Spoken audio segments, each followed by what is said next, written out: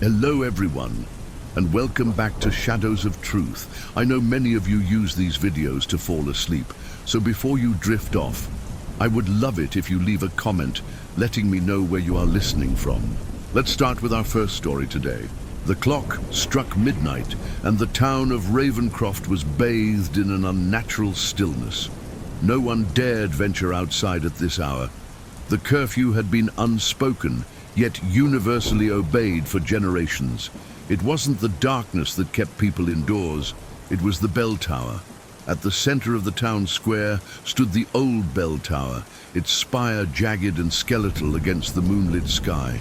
It had not rung in over a century, or so the elders said, but every so often at midnight, an unearthly toll would echo through the streets, a low, resonant chime that seemed to vibrate in one's very bones.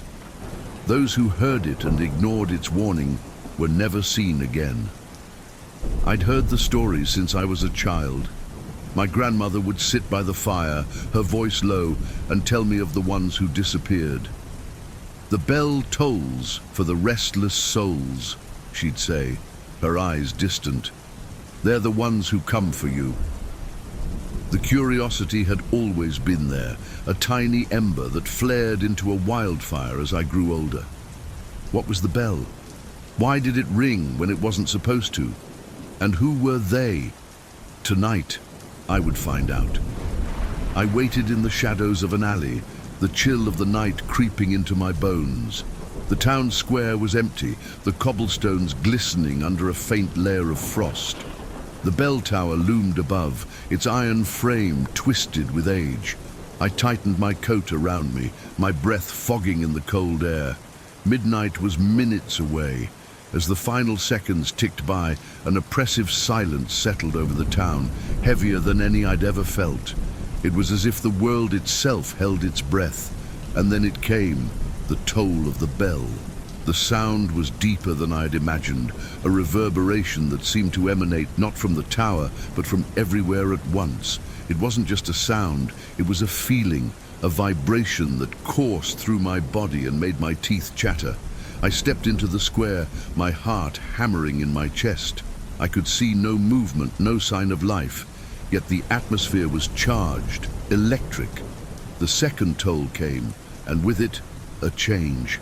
The shadows around the edges of the square seemed to deepen, pooling together and writhing like living things. My flashlight's beam flickered and died, plunging me into darkness. Panic clawed at me, but I forced myself to stay put to watch. The third toll was different. It carried a weight, a resonance that felt like a summons. From the shadows they emerged, figures tall and gaunt, their forms barely human. They moved with an unnatural fluidity, their limbs elongated and their heads tilted, as if listening to some distant melody. Their eyes, if they had eyes, were voids, empty and black, absorbing the faint moonlight. I pressed myself against the wall, holding my breath. The figures didn't seem to see me. They glided across the square, their movements synchronized, their focus fixed on the bell tower. One by one, they began to ascend, their bodies melting into the tower's iron framework as if they were part of it. The bell tolled a fourth time, and the air grew colder still. Frost formed on the cobblestones, spreading outward in a web of crystalline patterns. I couldn't move, couldn't look away. The final figure turned, its featureless face scanning the square. It paused, and for a heart-stopping moment I thought it had seen me. But then it too melted into the tower, vanishing into the shadows of the spire. The fifth toll sounded, and the vibrations knocked me to my knees. Silence returned. The frost began to recede, the air warming slightly. The bell tower stood as it always had, silent and foreboding. But I knew what I'd seen. I had witnessed the summoning, the passage of the restless souls. I thought it was over. I thought I was safe.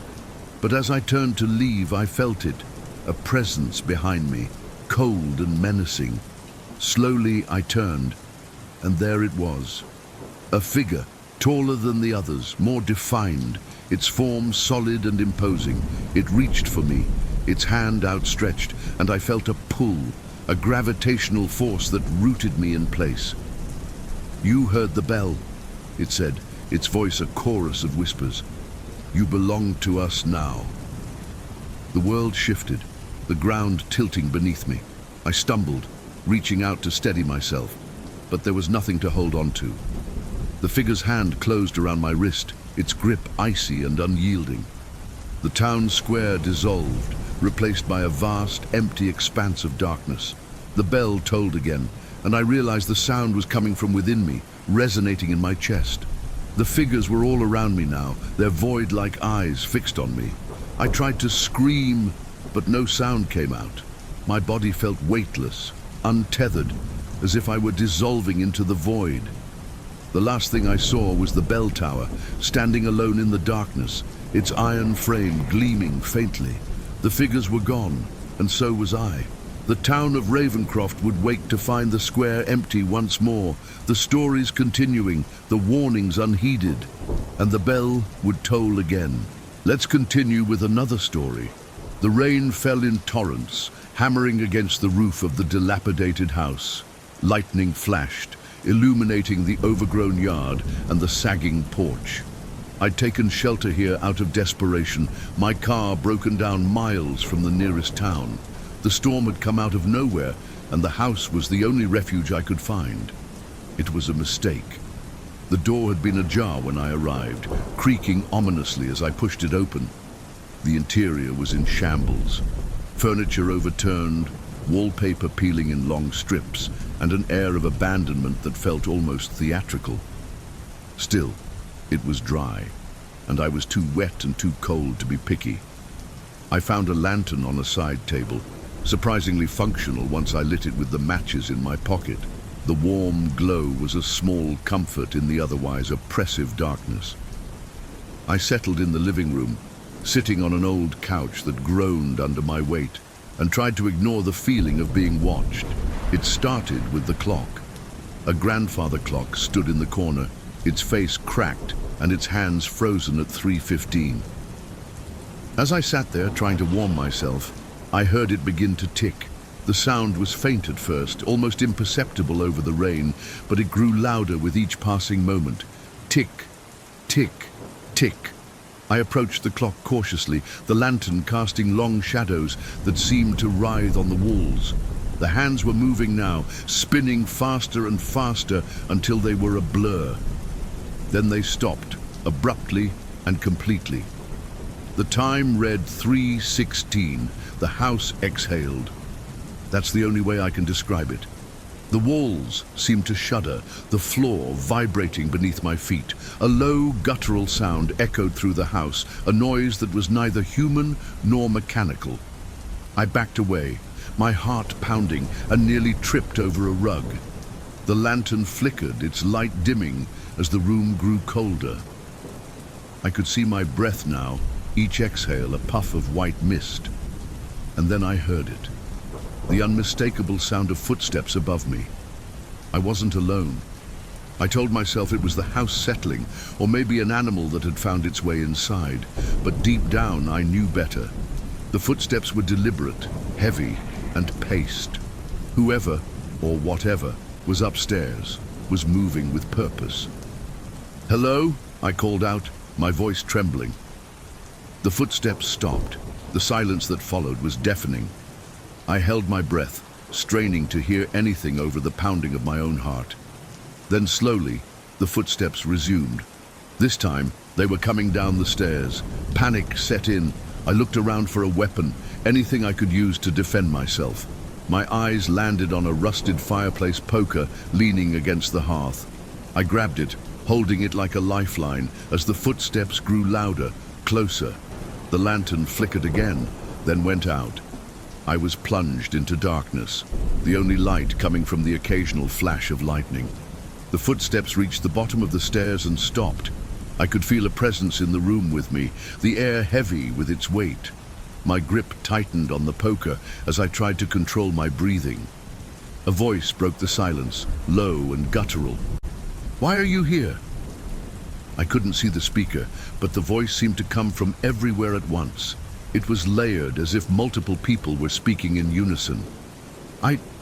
"I didn't mean to intrude," I stammered. "My car broke down. I just needed shelter."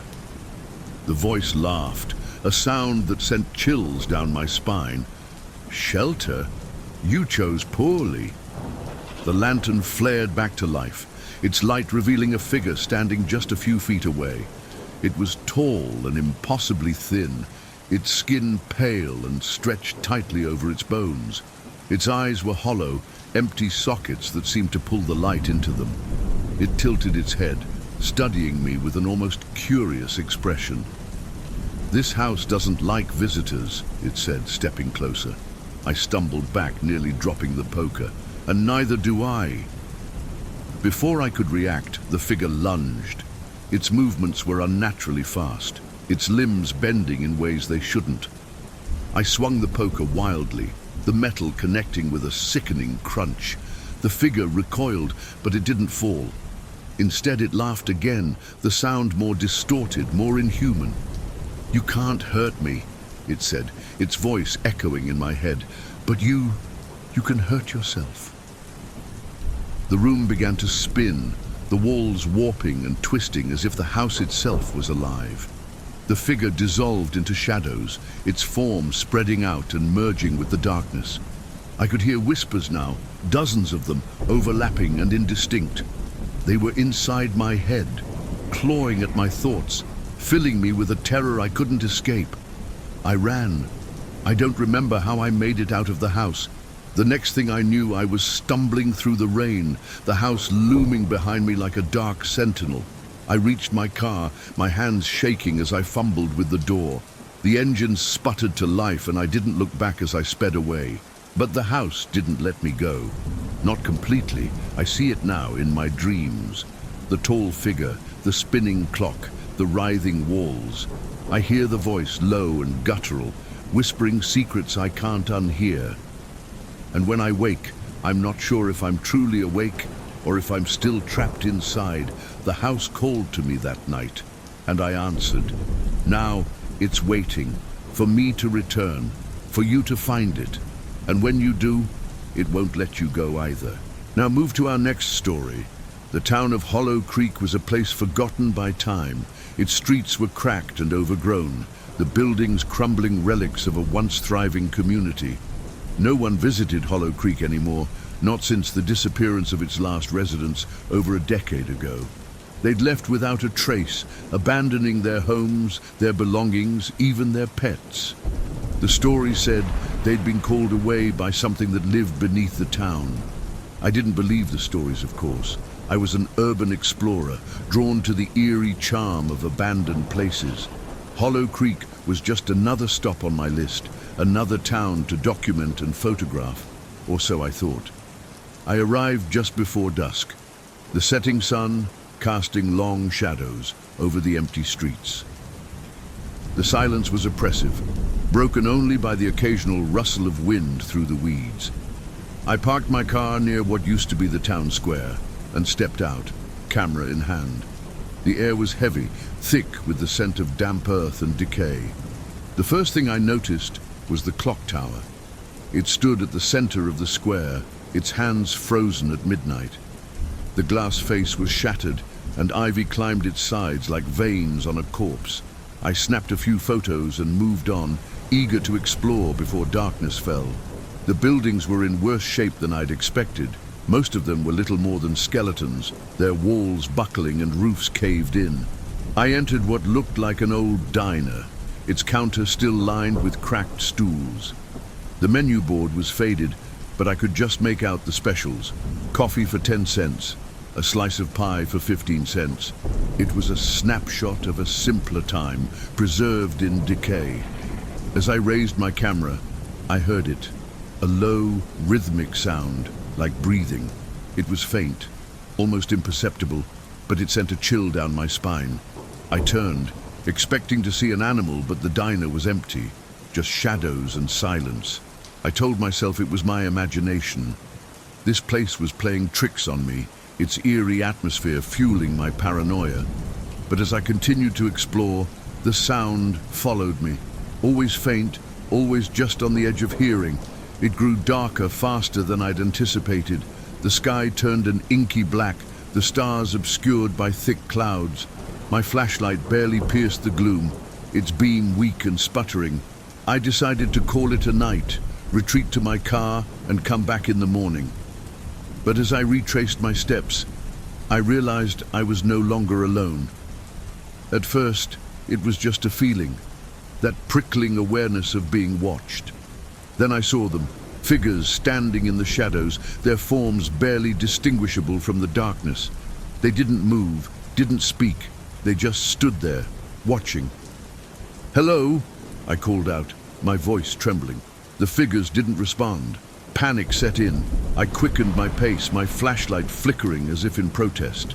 The breathing sound was louder now, no longer faint but deep and resonant, coming from all around me. The figures began to move, stepping out of the shadows, their features obscured by the darkness. I ran. I don't remember how I found my car. My mind was a blur of fear and adrenaline. I jumped inside, locking the doors and fumbling for the keys. The engine roared to life, and I tore out of Hollow Creek, the figures fading into the distance as I sped away. But the sound followed me. Even now, back in the safety of my apartment, I can hear it. The low, rhythmic breathing, coming from somewhere just out of sight. I haven't slept since that night. I've tried to convince myself it's my imagination, a lingering fear from my encounter. But deep down, I know the truth. Hollow Creek let me leave, but it didn't let me go. The figures are here, in the corners of my vision, in the shadows that stretch too far. They're waiting, and the breathing is louder now. The house stood at the end of the desolate cul-de-sac, its windows like hollow eyes, staring into the emptiness of the overgrown yard. Over decades, locals whispered stories about the house, about the shadows that seemed to move within, and the soft whispers that carried on the wind at night. Few dared to approach it, and none stayed long. Yet tonight, I found myself standing on its creaking porch, flashlight trembling in my hand, compelled by a force I couldn't understand. The front door was slightly ajar, a black maw inviting me into the belly of the house. With a deep breath, I pushed it open, its hinges groaning in protest. The air inside was thick, carrying the weight of mildew and decay. My flashlight revealed peeling wallpaper, furniture draped in yellowed sheets, and the long-forgotten remnants of a life left behind. It wasn't the house's appearance that unnerved me. It was the silence. It wasn't the kind of quiet you'd expect from an abandoned place.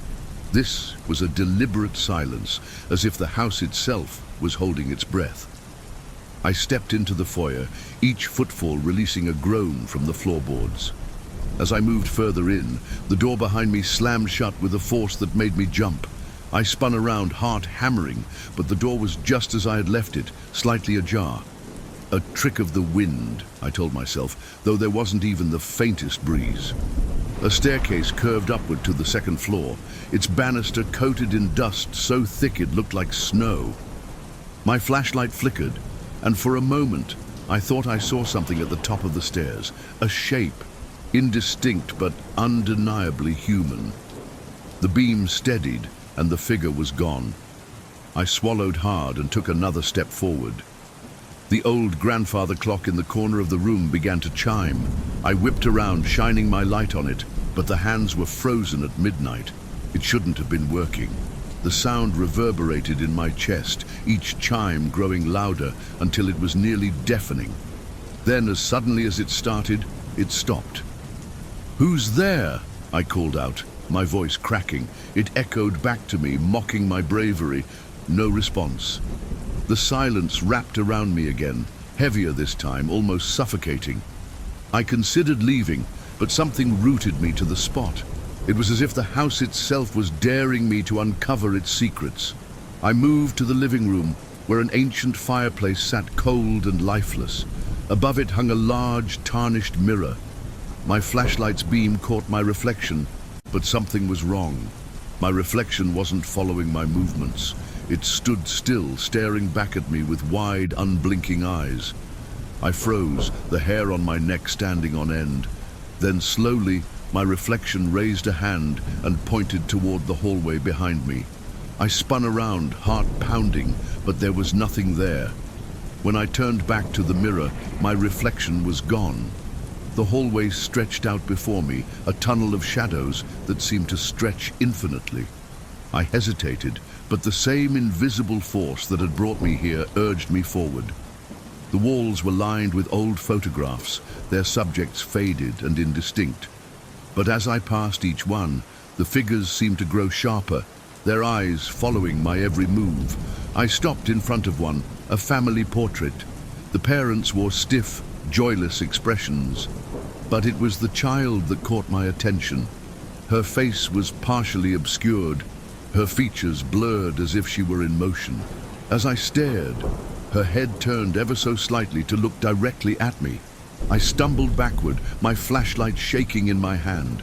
A low, guttural sound came from behind me, a growl that sent chills down my spine. I didn't dare turn around. Instead, I ran, my feet pounding against the floor as I made my way back to the foyer.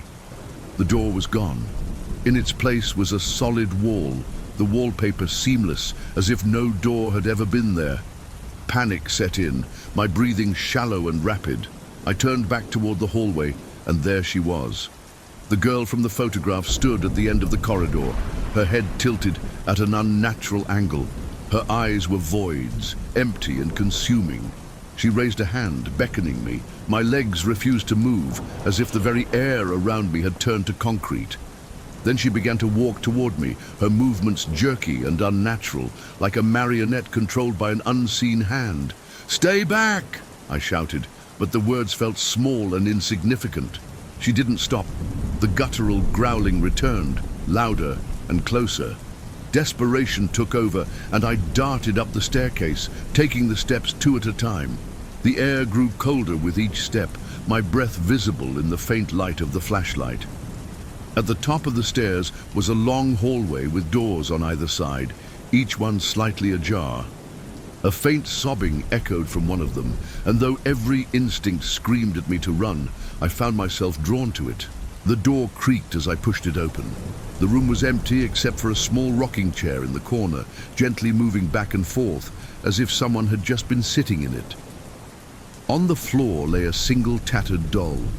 Its porcelain face was cracked, one eye missing, and its mouth twisted into a grotesque grin. The sobbing stopped the moment I stepped inside. The silence that followed was unbearable, thick with anticipation. Then the door slammed shut behind me. I turned, but there was no knob, no way to open it. The room began to grow darker, the shadows crawling toward me like living things. The doll's head snapped toward me, its grin widening impossibly. "Why did you come?" it whispered, its voice like dry leaves scraping against stone. I stumbled backward, pressing myself against the wall. The shadows enveloped the room, and I felt them closing in, cold and oppressive. My flashlight flickered, then went out entirely. I was plunged into darkness, the kind that feels alive, pressing against your skin and filling your lungs. I couldn't see, but I could feel them. The hands, cold and skeletal, reaching for me. They pulled at my clothes, my hair, my very soul. I screamed, but the sound was swallowed by the void. And then, as suddenly as it began, it was over. I was outside, standing on the overgrown lawn, the house looming silently behind me. The flashlight was still in my hand, its beam steady and bright. My heart raced, and my breath came in ragged gasps. I turned to leave, but something stopped me. I glanced back at the house, and in one of the upper windows, I saw her. The girl, staring down at me with those empty, consuming eyes, her hand pressed against the glass as if to wave goodbye. I ran, not stopping until I was far away from the cursed place. But even now, as I sit here, safe in my own home, I can feel it. The cold, the silence, the weight of the house's gaze. It's watching, it's waiting. And I know, deep down, that it's not finished with me. The forest was quiet, far too quiet. The usual hum of life, chirping insects, rustling leaves, distant calls of birds, was absent, replaced by an eerie stillness that pressed against my ears. The path beneath my boots was overgrown and faint, as if even nature itself avoided this place. I had heard the warnings, the legends of the woods, and the things that lurked within them, but curiosity had won over caution. I was here to find the truth. The stories spoke of the Pale Man, a creature neither dead nor alive, who roamed the forest in search of trespassers. They said he could mimic voices, call you deeper into the woods until you were hopelessly lost. And when he found you, you would never leave. But stories are just stories, or so I thought. The deeper I ventured, the darker the forest became. The sunlight struggled to pierce the canopy, casting strange shadows that seemed to writhe and shift. The air grew colder, and an unnatural fog began to creep along the ground, curling around my ankles like spectral fingers. I tightened my grip on the small flashlight in my hand, its beam cutting a narrow path through the gloom. It started as a faint sound, a distant lilting melody carried on the wind. I stopped in my tracks, straining to hear. It was a voice, singing softly, the words indistinct but beckoning. "Hello?" I called out, the sound of my own voice startling in the oppressive silence. The singing stopped. My heart thudded in my chest, and I turned in a slow circle, the flashlight trembling in my hand. There was no one there. "Help me," a voice whispered, so close it could have been in my ear. I spun around, but the fog was thick, obscuring everything beyond a few feet. "Who's there?" I demanded, my voice shaking. No response. The forest seemed to close in around me, the trees leaning in as if to listen.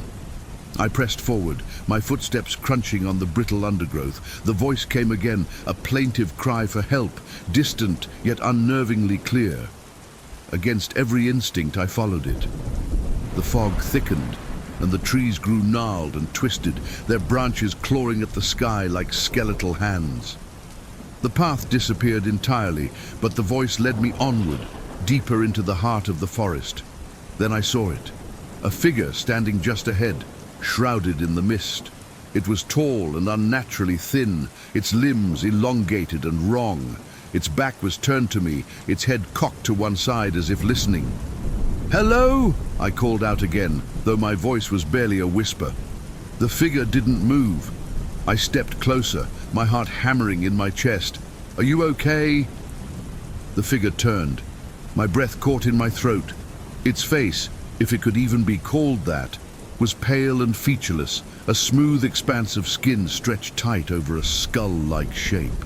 It had no eyes, no mouth, yet I felt its gaze, cold and piercing, boring into me. My body froze, every instinct screaming at me to run, but I couldn't move. "Help me," it said again, the words emerging not from a mouth, but from everywhere at once. The voice was layered, an unnatural chorus of tones that didn't belong together. Its head tilted further, almost unnaturally so, as if curious. Then it moved. The Pale Man's motions were fluid, yet wrong, as if each joint bent just slightly in the wrong direction. It took a step toward me, and I stumbled backward, my legs finally obeying. I turned and ran, the flashlight beam bouncing wildly in the darkness. The fog seemed to thicken, the forest shifting and twisting around me. The path was gone, replaced by an endless maze of trees. Behind me, I could hear it, the soft rustling of leaves, the faint crunch of undergrowth beneath inhuman feet. It wasn't running, just walking, but its steps were steady, relentless. The voice came again, now ahead of me. "Help me!" It was my own voice this time, a perfect mimicry. I faltered, my mind reeling. "Help me!" it repeated, closer now, echoing from all directions. I pushed onward, my lungs burning, my legs trembling with exhaustion. The forest seemed alive, its branches clawing at me, the roots rising to trip me. My flashlight flickered, the beam growing weaker with each passing moment. The Pale Man's presence was suffocating, an unseen weight pressing down on me. I could feel it behind me, its eyeless gaze drilling into my back. I burst into a small clearing, my chest heaving. In the center stood a weathered stone altar, covered in strange symbols that seemed to writhe and shift when I looked at them. A faint, otherworldly light emanated from the cracks in the stone, pulsing like a heartbeat. Desperation clawed at me, and I approached the altar, drawn by a force I couldn't explain. The pale man stepped into the clearing, its movements slow and deliberate. It didn't speak this time. It didn't need to. The air grew colder, and the light from the altar dimmed as it approached. My flashlight sputtered and died, leaving me in near total darkness. I could hear it now, the soft rasp of its breath, the creak of its unnatural joints as it moved closer. With trembling hands, I reached out to the altar, hoping, praying that it held some kind of salvation. My fingers brushed the stone, and a searing pain shot through my hand. The symbols flared to life, burning brightly for a brief moment before fading into darkness. The pale man stopped, its head tilting again as if in curiosity. Then, without warning, it lunged. Pain exploded in my chest as its cold, skeletal hands gripped me. The world tilted, and I was falling, the darkness swallowing me whole. The last thing I saw was its face, pale and featureless, as it leaned close, as if to study me. And then there was nothing. I woke up on the edge of the forest, the morning sun filtering through the trees. My body ached, and my clothes were torn and bloodied, though I had no memory of how I got there. The forest was quiet, peaceful even, as if the horrors of the night had been a dream. But when I looked down at my hand, I saw it. A single blackened mark etched into my skin, the same symbol I had seen on the altar. The pale man had let me go, but as I stood there, staring at the cursed forest, I knew it wasn't over. It had marked me, and it was only a matter of time before it came back. Let's continue with next story. The wind howled through the abandoned asylum, carrying with it the scent of decay and damp stone. I'd always known that Ravenswood Asylum was a bad place, a place people whispered about in the dead of night. It had been shuttered for decades, the site of unspeakable horrors before it was finally closed. But tonight, I was here, flashlight in hand, to uncover the truth. The main hall was a cavern of shadows, the moonlight spilling through broken windows in jagged patches. The air was thick, heavy with a stillness that felt alive. My footsteps echoed against the cracked tiles as I moved deeper into the building. I told myself it was just an old building, empty and harmless, but my pounding heart betrayed me. They called it the House of Echoes for a reason. Stories of disembodied voices, footsteps in the dark, and the wails of the damned had given Ravenswood its infamous nickname. The skeptics said it was the acoustics, the way sound bounced off the walls, but those who dared enter spoke of something else, something alive. My goal was the third floor, where the patients had been kept. The local legend was clear. Room 306 was cursed. They said no one who entered that room ever left the same. Some vanished altogether, others emerged broken, speaking in whispers of things that couldn't possibly exist. The stairs creaked under my weight as I ascended, the sound unnaturally loud in the oppressive silence. On the second floor landing, I paused, shining my flashlight down the corridor. The beam revealed rows of empty rooms, their doors ajar like gaping mouths. The air was colder here, and I could see my breath misting in front of me. A faint sound reached my ears. It was distant, indistinct, like a child's laughter mixed with the crackle of static. I froze, my heart hammering in my chest. "Hello!" I called out, my voice trembling. The sound stopped. The silence that followed was even more unsettling. I continued upward, gripping the flashlight so tightly my knuckles ached. The third floor was worse than I'd imagined. The walls were covered in strange symbols, scratched deep into the plaster. They spiraled and twisted, shapes that seemed to move when I stared too long. The air was stifling, heavy with an unnameable dread. Room 306 was at the end of the hall. The door was different from the others, reinforced with iron bands and a small viewing window that had been shattered long ago. My flashlight flickered as I approached, the beam growing weaker with each step. The laughter returned, louder this time and closer. I reached the door, my hand trembling as I grasped the handle. It was cold, far colder than it should have been. With a deep breath, I pushed the door open and stepped inside. The room was empty, or so it seemed at first. The walls were bare, the floor littered with broken glass and debris. But the feeling was immediate and overwhelming. A presence, oppressive and suffocating. I felt eyes on me, though I was alone. "Leave," a voice whispered, so close it could have been in my ear. I spun around, the flashlight beam darting across the room, but there was no one there. "Leave now." The door slammed shut behind me, the sound reverberating like a gunshot. Panic set in as I tried the handle, but it wouldn't budge. The laughter erupted again, this time from every corner of the room. It was high-pitched, maniacal, and inhuman. My flashlight died, plunging me into darkness. In the pitch black, the whispers began. Dozens of voices, overlapping and incomprehensible, surrounded me. They grew louder, more insistent, until they were a deafening roar. I dropped the flashlight, clapping my hands over my ears. But it didn't help. The voices were inside my head. A light flared to life, blinding and unnatural. It came from the center of the room, where a figure now stood. It was humanoid but wrong. Its limbs were too long, its movements jerky and unnatural. Its face was a shifting void, features appearing and disappearing like static on an old television. It reached for me, and the room seemed to close in around us. "You came," it said, its voice a chorus of tones, male and female, young and old. "You shouldn't have come."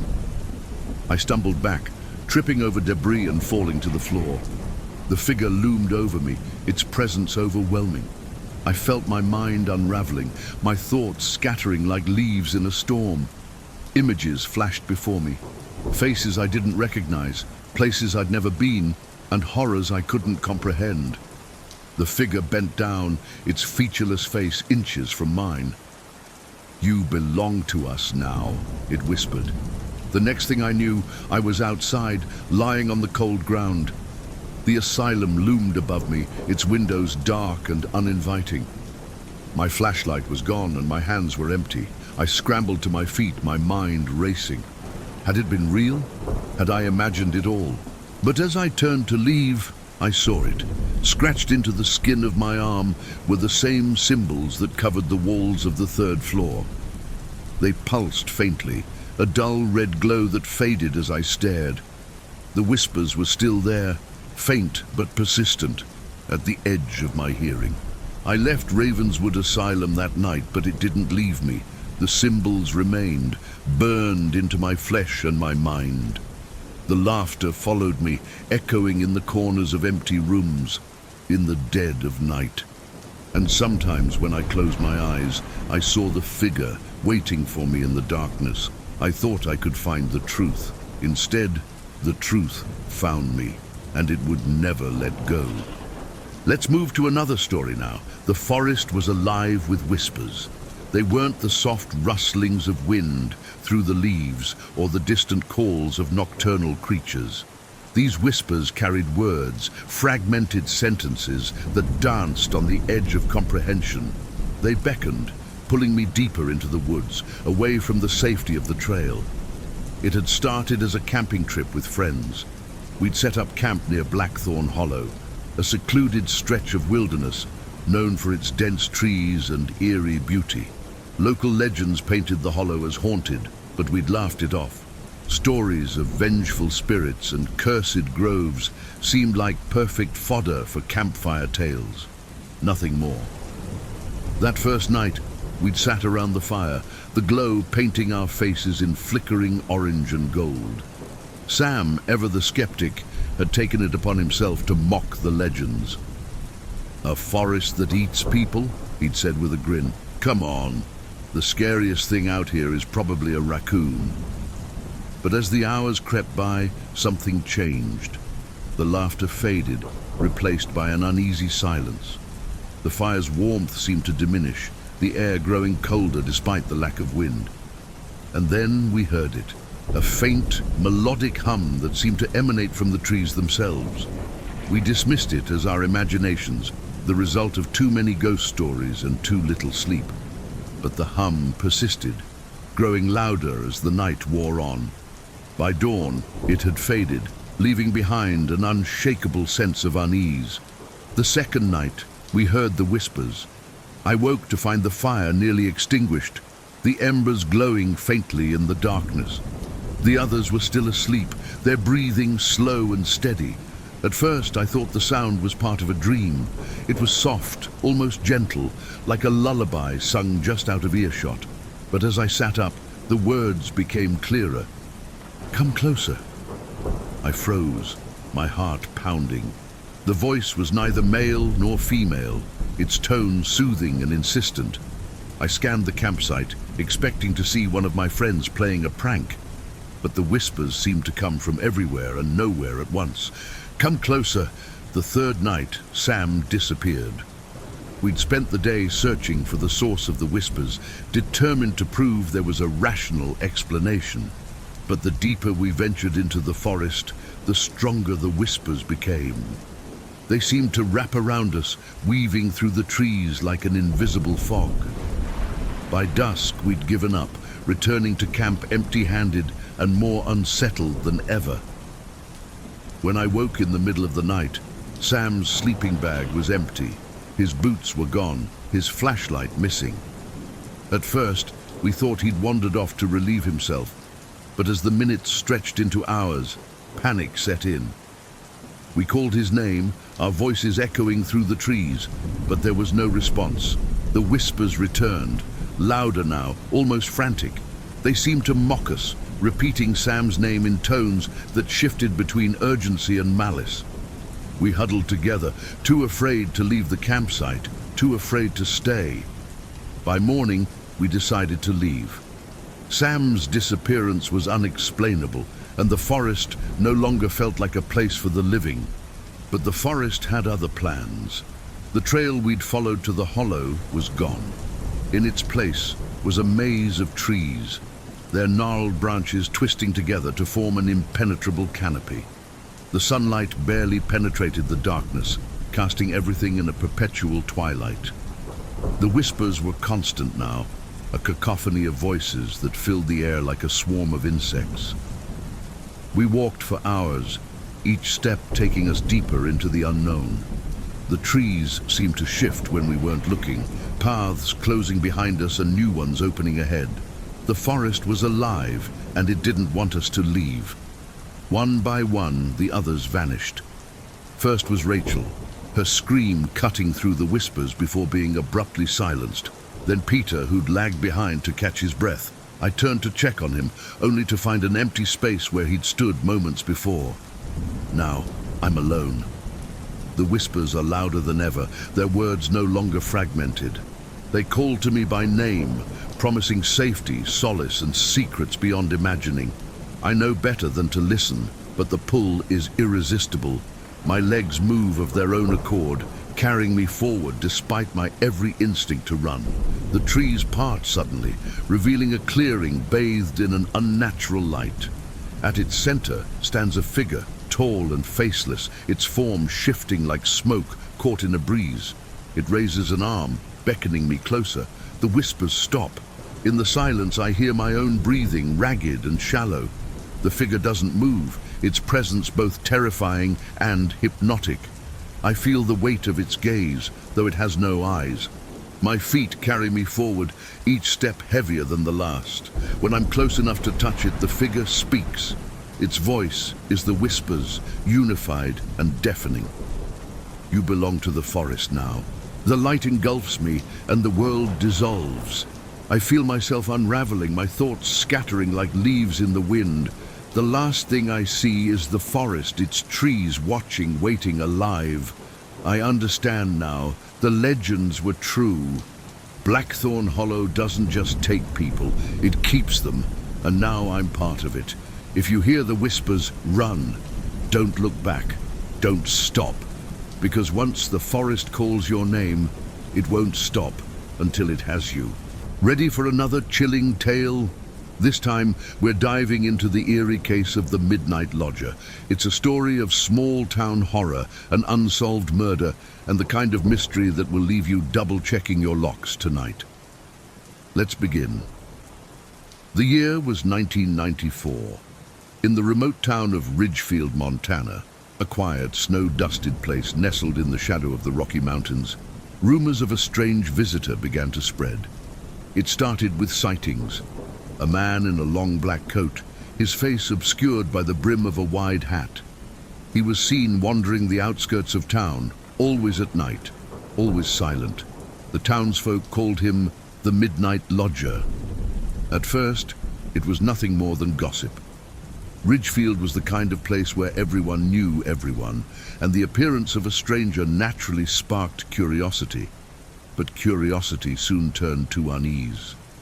The lodger, as he came to be called, never stayed in one place for long. People reported seeing him standing motionless in the shadows or walking slowly along the empty streets in the dead of night. He never spoke, never approached anyone, and despite the frigid winter, no one could recall seeing his breath in the icy air. Things took a sinister turn in February when a local man named Daniel Reeves was found dead in his home. Daniel was a well-known figure in Ridgefield, the owner of a small diner on Main Street. When he didn't show up to open the diner one morning, a concerned neighbor stopped by to check on him. What they found would haunt the town forever. Daniel's body was discovered in his living room, slumped in his favorite armchair. His eyes were wide open, frozen in a look of terror, and his mouth was twisted into a silent scream. The cause of death was unclear. There were no signs of a struggle, no wounds, no indication of a heart attack or stroke. The only unusual detail was a small blackened mark on his forehead, almost like a burn, but no one could determine what had caused it. The investigation turned up nothing. There were no signs of forced entry, and nothing in the house appeared disturbed. The police were baffled and whispers began to circulate. Many in the town were convinced the lodger was somehow involved. A week later, another death occurred. This time, it was Grace Miller, an elderly woman who lived alone in a house on the edge of town. Grace was found sitting at her kitchen table, her tea untouched and cold. Like Daniel, she had no visible injuries, only that same blackened mark on her forehead. Panic began to spread. People locked their doors, kept their curtains drawn, and refused to go out after dark. But even as fear gripped the town, the lodger continued to appear.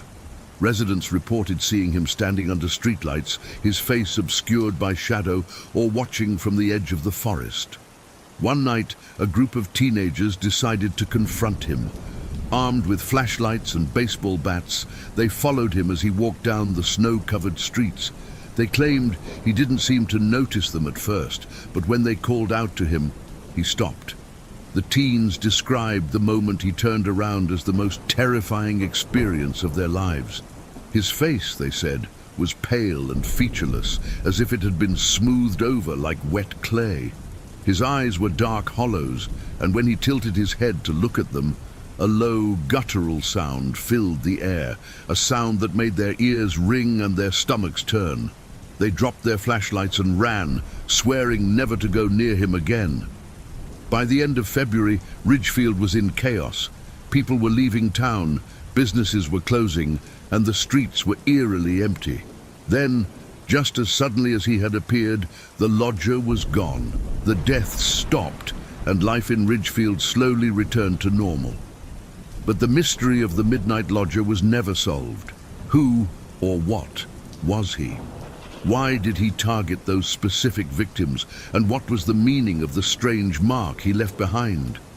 Some believe he was a drifter, a man with a dark past who brought his curse with him. Others think he was something else entirely, a shadowy being that feeds on fear and death. To this day, the town of Ridgefield refuses to talk about the lodger. His story has become a whispered legend, a warning to those who might wander the empty streets at night. So, what's your theory? Was the Midnight Lodger a man, a myth, or something far more sinister? Let me know in the comments. And if this story kept you on edge, don't forget to like, share and subscribe for more tales of true crime and horror. Until next time, stay safe and remember, the most dangerous monsters are the ones you don't see coming. Now we continue with another story. The rain poured relentlessly, its heavy patter against the window like 1,000 tiny fingers tapping on the glass. Inside, the house was quiet, too quiet, as if the storm outside had swallowed the world whole. No one had lived in the old house on Briar Hill for decades, not since the family had vanished without a trace one stormy night. That was the story anyway. And like all ghost stories, it became a thing of whispered rumors until the house itself seemed to fade into the past, an unremarkable relic of time gone by. But on nights like this, when the wind howled and the darkness pressed in from all sides, the house felt different. Maggie had never believed in ghosts or curses. She was a practical woman, raised on logic and reason, and the idea of a haunted house seemed like little more than an exaggerated tale told by superstitious fools. So when her real estate agent suggested she take a look at Briar Hill House, despite its poor reputation and the fact that it had been abandoned for so long, she saw it as a challenge. She didn't scare easily. The moment she stepped through the threshold, something felt off. The door creaked open with a groan, and she stepped inside, the musty smell of mold and old wood hitting her like a wave. The house was larger than she expected, its rooms long and narrow, stretching out before her in a way that felt unnerving. The wallpaper was peeling, the floorboards were warped, and there was an oppressive, heavy silence that clung to the air, as though the house itself was holding its breath, waiting. She wandered through the downstairs rooms, her footsteps echoing through the vast emptiness. The furniture was covered in dusty white sheets, and the faint imprint of old lives seemed to linger in the corners of every room. She stopped by the grand fireplace in the living room, noticing the delicate carvings on the mantel, worn smooth by time. As she turned to leave, a sound made her freeze, a soft creak coming from above. It wasn't the house settling. No, this was something else, something that moved deliberately in the attic. Her pulse quickened, but she shook off the feeling. It was just an animal, maybe a raccoon or a squirrel. Nothing to be afraid of. Still, something gnawed at her, urging her to leave, but she didn't. She was determined to see this place through, to conquer whatever fear might try to rise in her chest. Up the stairs she went, the wooden steps groaning beneath her weight. The higher she climbed, the colder the air became, and by the time she reached the attic door, she felt as if the entire house was pressing in around her. The door was ajar, just slightly, and she could feel a draft pushing through the crack. Without thinking, she pushed it open, the hinges squealing in protest. The attic was dark, filled with forgotten remnants of a life long past. Old trunks, dusty furniture, boxes of books and papers, all abandoned, left to gather dust. The faint glow of the storm outside illuminated the room through the small attic window, casting long shadows that danced across the floor. But then she saw it. In the far corner of the room, a rocking chair moved, slowly, deliberately back and forth, as if something was sitting in it, rocking in the stillness of the attic. The air grew colder still, and Maggie's breath caught in her throat. The chair stopped abruptly, and for a moment, everything was silent. A voice, soft and whispering, broke the quiet. "You shouldn't be here." It wasn't loud, just a faint murmur that seemed to come from nowhere and everywhere at once. Maggie's heart raced in her chest as she spun around looking for the source, but there was nothing. The room was empty. Still, the sense of being watched grew stronger, more oppressive. She took a step backward, her eyes scanning the room, and that's when she saw it. A figure standing in the corner just outside the reach of the light. It was tall, its features obscured by the shadows, but there was something about it that sent a wave of dread through her body. The figure didn't move, it didn't speak, it simply watched. Maggie froze, unable to look away. The temperature dropped even further, her breath now visible in the cold air. The whispers returned, louder this time, almost frantic.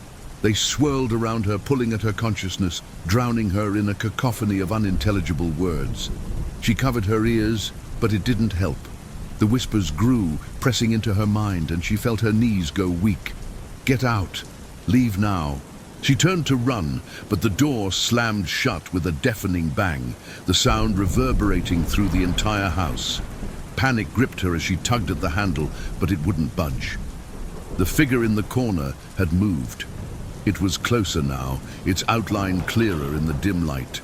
Long, unnaturally long arms hung by its sides, its hands, no, its claws, curled like the gnarled branches of an ancient tree. Its eyes gleamed, two cold, empty voids that seemed to suck the light from the room. The whispers turned into a scream, a high-pitched, otherworldly wail that made her insides twist. The figure's mouth opened, revealing rows of jagged teeth, and it took a step toward her.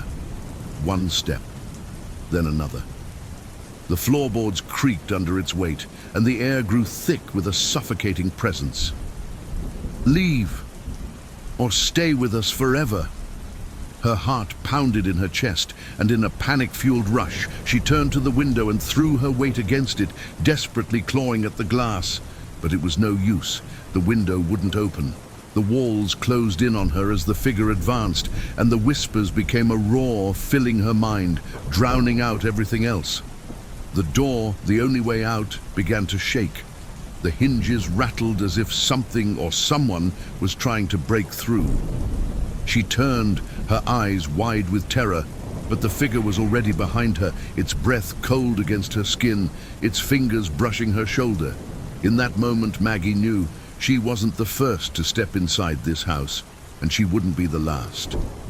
The house was alive, hungry, and it was always waiting.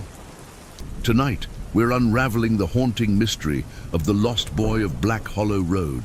This story isn't just terrifying, it's deeply unsettling because even now the truth remains buried in shadow. Was it a tragic accident, a sinister crime, or something far darker? Let's find out. In the fall of 1987, in the quiet town of Grayson, Pennsylvania, 11-year-old Jacob Maddox disappeared without a trace. Grayson was the kind of place where nothing bad ever seemed to happen. People left their doors unlocked, kids played outside until the streetlights came on, and everyone knew everyone else. But Jacob's disappearance changed that forever. It happened on a crisp October evening.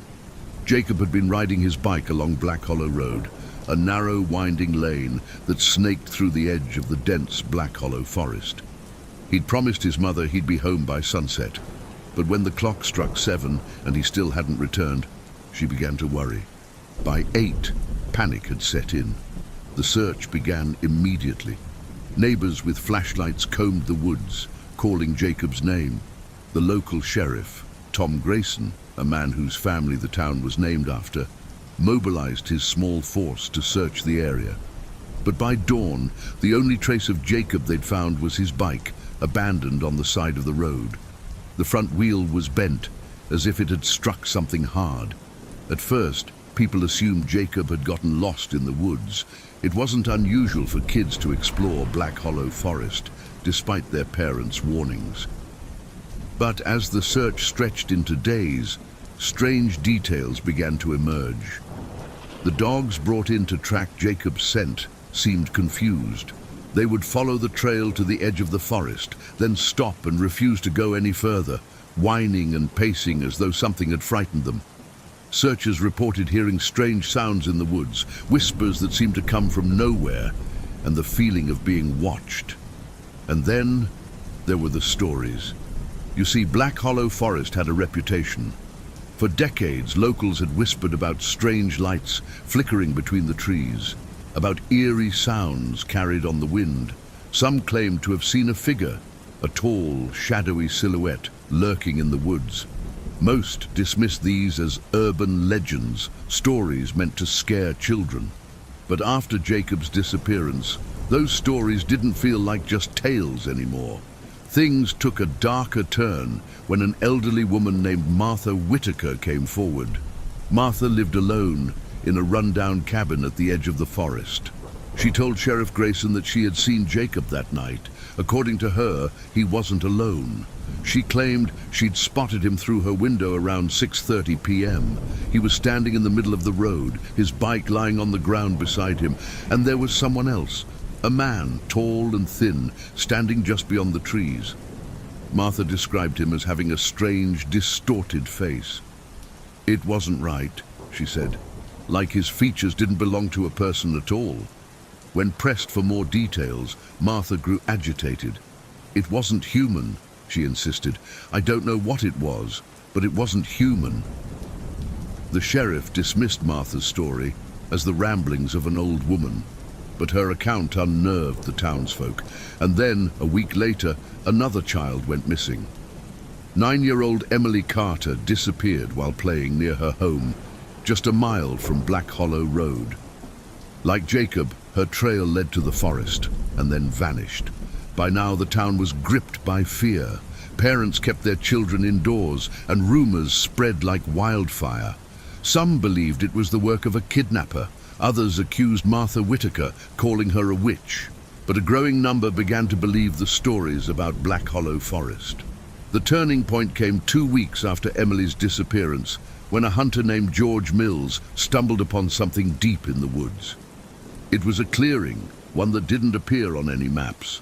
In the center of the clearing was an old stone well, its sides covered in moss and creeping vines. George alerted the sheriff, and the area was searched.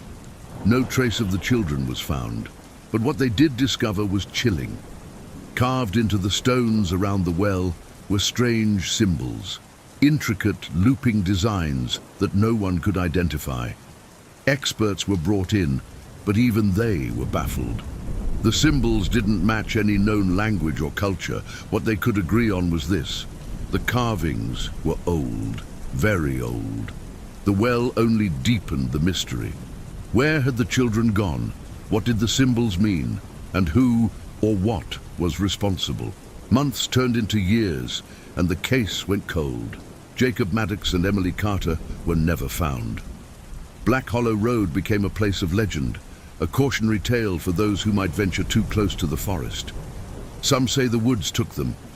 Others believe a dark force still lingers there, waiting. So what do you think? Could there be a rational explanation, or is this a case of something truly supernatural?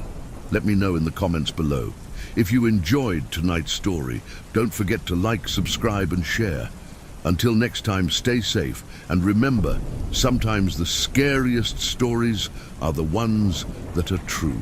It was an old house, nestled on the edge of town, its dilapidated structure hidden beneath the thick veil of overgrown ivy and twisted trees. No one really remembered when it had been built, but the rumors said it had always been there. It stood like a monument to forgotten time, a place that no one dared approach after sundown. The stories about it were countless, each one more chilling than the last. They all had one thing in common. Those who entered never came back the same, or didn't come back at all. People whispered about the house, calling it the Hollow Manor, a name that had been passed down through generations, but no one really understood what it meant. Not anymore. Over the years, the house had become more than a structure. It had become a symbol of something sinister, something alive. At least, that's what they said. And as long as they stayed far away from it, they could pretend it was just a ghost story. Until one fateful night.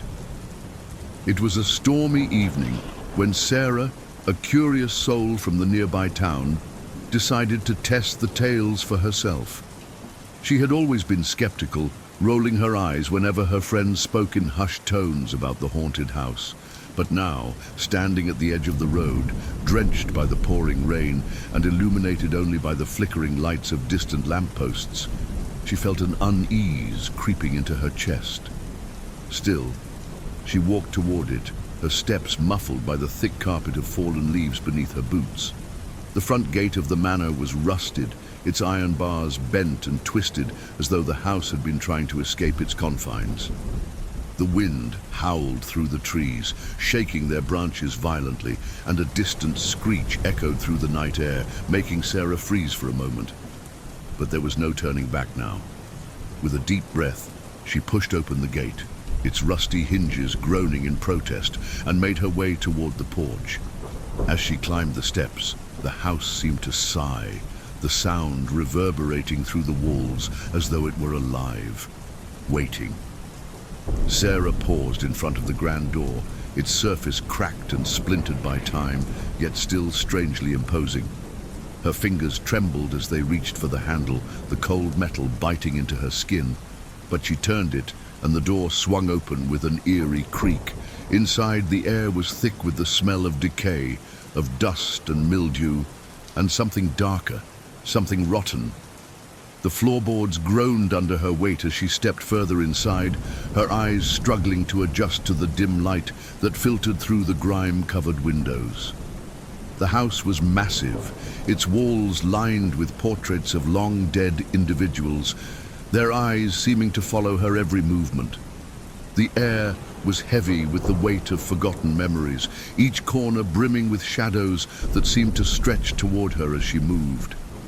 Her heart pounded in her chest as she walked deeper into the house, drawn to a narrow hallway at the far end. The walls were covered in peeling wallpaper, and the doors along the hallway were all ajar, revealing nothing but pitch-black rooms. As she passed the first room, she heard it. Whispers. Soft, unintelligible words, almost like a lullaby, but twisted, distorted, like the voice of something trapped within the walls. Frozen in place, Sarah strained her ears, her breath caught in her throat. The whispering grew louder, more insistent, until it was as if the voices were right behind her, brushing against her skin. She spun around, her eyes darting from one shadowy corner to the next, but there was nothing there. The whispering stopped as abruptly as it had begun, leaving a haunting silence in its wake. She took a few hesitant steps forward, each one heavier than the last, until she reached the end of the hall. At the farthest door, she could see a faint light flickering beneath it. A cold draft swept past her, sending a shiver through her spine, and without thinking, she pushed the door open. Inside was a large, empty room, its walls lined with bookshelves that sagged under the weight of ancient tomes. But what caught her attention was the large, ornate mirror that stood against the far wall, its surface cracked, the reflection fractured like something shattered within it. As she stepped closer to the mirror, she felt a coldness wash over her, the temperature in the room dropping significantly. Her breath came out in visible puffs as she stared at her reflection, trying to make sense of the strange distortion in the glass. But then she noticed it. A figure, standing just behind her, its outline faint but unmistakable. Her heart skipped a beat as she spun around, but the room was empty. There was nothing there, only the mirror, showing her face, pale and wide-eyed with fear. The reflection in the mirror, however, seemed different. It was smiling. Not the smile she wore, but something twisted, something not her own. Sarah's blood ran cold as the reflection began to move, its grin widening, its eyes darkening. And then, in the reflection, it began to speak. Leave. The voice was a guttural rasp, like something ancient and malevolent, its echo vibrating through her bones. Sarah staggered backward, her breath quickening, her heart racing in her chest. She slammed her hands against her ears, but the voice wouldn't stop. It came from everywhere, inside her mind, outside her body, and it grew louder until it was deafening. Leave, or stay forever. Her vision blurred, the world spinning around her as she stumbled back toward the door, the mirror's laughter following her like a shadow. The house seemed to come alive, the floorboards groaning, the walls pulsing as though the very structure was breathing. She reached the door, throwing it open, only to be met with the same hallway, now different. The air was thick with a presence, and the portraits on the walls were no longer empty eyes, but eyes that seemed to follow her with malice. She ran, her footsteps echoing in the stillness of the house, the whispers returning, now frantic, screaming her name. But as she neared the front door, she realized, too late, that the house had changed. The door that had once been wide open was now sealed shut, as though it had never existed. Panic gripped her as she turned back, only to see the dark shape standing at the end of the hallway, watching her. The figure was no longer faint. It was solid, its eyes glowing with an unnatural light, its mouth stretched into an impossible grin. It moved slowly, deliberately toward her, and with each step, the air grew colder, heavier, pressing in on her chest. Her breath caught in her throat as she tried to scream, but no sound came out. She ran in the opposite direction, tearing through the house. But the figure was always there, just behind her, getting closer, its presence suffocating, filling her with dread. Finally, she found herself back in the room with the mirror, the last place she wanted to be. But as she looked into it, she didn't see her reflection anymore. She saw the figure, standing behind her, grinning with malevolent glee. And then it spoke again, its voice a low growl that rumbled through the walls. "You should have left when you had the chance." And then, with one last scream, Sarah's figure in the mirror began to fade, her body disappearing into the glass, as if it had never been real. The house fell silent once more, the only sign of her presence the faintest trace of a smile on the cracked surface of the mirror. The hollow manor stood still, waiting for the next curious soul to come too close, to test the boundaries of its dark, twisted reality. And the whispers, the cries, the laughter, all returned to the shadows, ready to claim their next victim. Let me tell you about the vanishing at Ridgeway Motel. It all started on a rainy night in November 2003. The Ridgeway Motel was a small, rundown place on the outskirts of St. Clair, Michigan. With its flickering neon sign and peeling paint, it was the kind of place people only stopped at when they had no other choice. Most nights, only a couple of rooms were rented out, and the parking lot was eerily empty. That night, the motel's manager, Paul Grayson, checked in a single guest, a young woman named Emma Harper. Emma was in her mid-20s, with a nervous demeanor and a small duffel bag slung over her shoulder. She paid in cash for a single night and requested a room far from the highway noise. Paul assigned her to room 6, handing her the key with a polite but distracted smile. Emma never checked out. The next morning, Paul noticed her car still parked outside. Checkout time came and went, but Emma didn't appear. Thinking she'd overslept, Paul knocked on the door to room 6. When there was no answer, he used his master key to enter. What he found would haunt him for the rest of his life. The room was empty, not just of Emma, but of everything. The bed was perfectly made, as if it hadn't been slept in. There were no belongings, no signs that anyone had stayed there at all. Even the bathroom was spotless. It was as though Emma Harper had never existed. Confused, Paul checked the motel's surveillance footage. The camera overlooking the parking lot clearly showed Emma arriving the night before, her car pulling into the lot. It showed her walking to room 6, unlocking the door and stepping inside. But there was no footage of her leaving. The camera facing the room's entrance recorded nothing but hours of rain-soaked darkness. Paul called the police. When officers arrived, they searched the room thoroughly, but found no evidence of foul play. Emma's car was impounded and inspected, but it yielded no clues, no ID, no phone, not even a stray receipt. Her registration led to a dead end. The car had been purchased under a fake name. It was as if Emma Harper had erased her identity before vanishing into thin air. The investigation quickly stalled, but the mystery of room 6 didn't end there. 2 weeks later, a traveling salesman named Doug Morgan checked into the same room. Like Emma, he paid in cash and kept to himself. Doug was last seen by the night clerk, who remembered him asking for an extra blanket. The next morning, Doug was gone, but his belongings were still in the room. His suitcase, half unpacked, lay open on the bed. His wallet and keys were on the nightstand untouched. Even his shoes were neatly placed by the door. But Doug himself was nowhere to be found. The police were called again, and this time they dug deeper. They searched every inch of the room, pulled up the carpet, checked the vents, and even removed a section of the wall. Nothing. Doug Morgan had disappeared without a trace, just like Emma Harper. By now, the Ridgeway Motel had gained a reputation. Guests began to avoid it, and those who did stay refused room 6.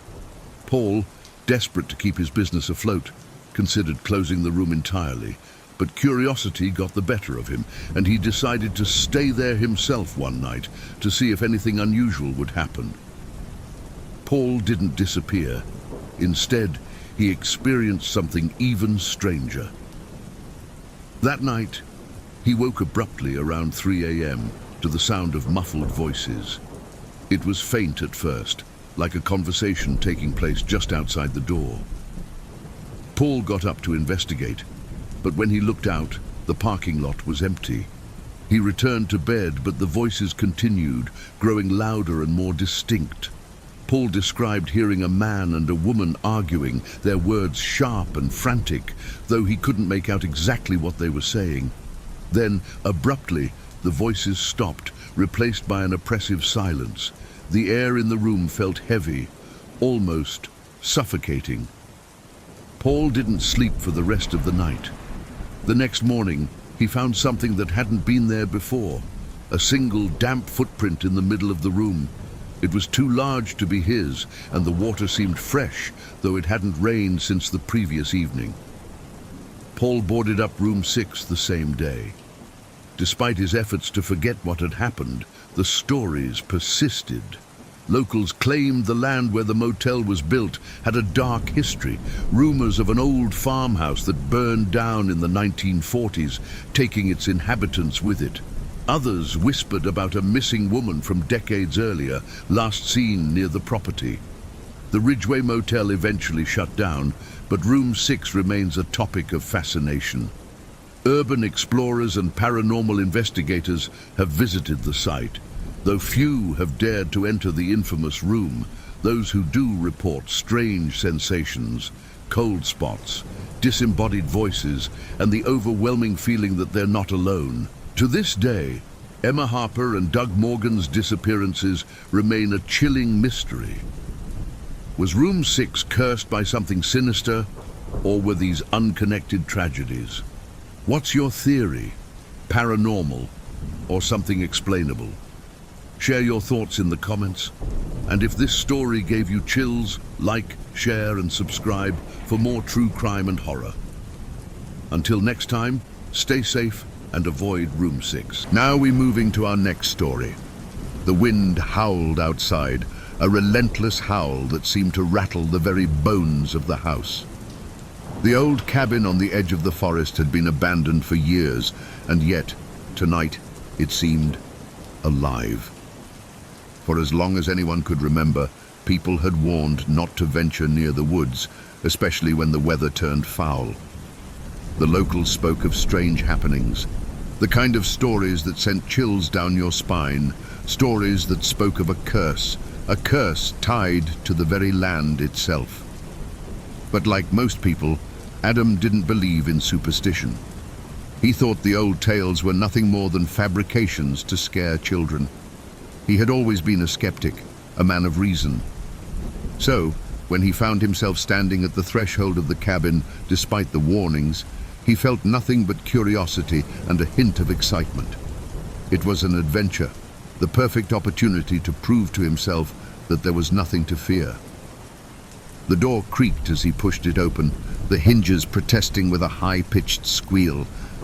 Inside, the air was thick with dust, the remnants of a life long abandoned, furniture covered in tattered sheets, broken windows letting in the occasional gust of wind, the faint smell of mold and decay. The place was more or less what he expected. Old, forgotten, and definitely not worth the tales of terror people had attached to it. But as Adam stepped further into the house, he couldn't shake the feeling that he wasn't alone. There was something unsettling about the silence.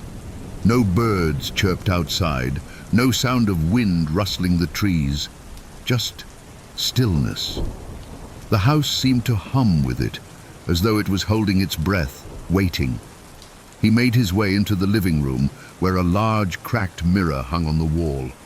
It was dusty, old, the edges beginning to warp with age. Adam felt an impulse to wipe it clean. Maybe he could find out who had once lived here, what had happened to them. But as his hand touched the glass, a chill ran through him. The reflection in the mirror didn't look like his own. It was subtle at first, just a flicker. But as he stared harder, the reflection began to distort. His own face seemed to blur, the edges melting into something darker, something wrong. Then his reflection smiled, but Adam didn't. His stomach lurched as his reflection tilted its head, as if it was studying him. It leaned closer, its grin widening unnaturally. "You're not supposed to be here." Adam jerked back, his heart hammering in his chest. He stumbled backward, his mind racing. He had to be imagining it. There was no way. But the reflection in the mirror remained, still staring at him with those wide, empty eyes. The temperature in the room plummeted. His breath came out in clouds, and for a moment he thought he saw something move behind him, just out of the corner of his eye. He spun around, but there was nothing, only the empty, decaying walls of the cabin. The door slammed shut. He turned toward it, panic rising in his chest. He ran to the door, his hands fumbling at the knob, but it wouldn't budge. It was locked from the inside. He pulled harder, desperate now, his pulse racing. Behind him, the mirror creaked. He could feel it, its gaze fixed on him, heavy and unyielding. A voice, deep and guttural, whispered from the mirror, "Leave now, or stay forever." Adam's blood ran cold. He looked into the reflection again, and this time, it wasn't just his face that stared back at him. The entire room had changed.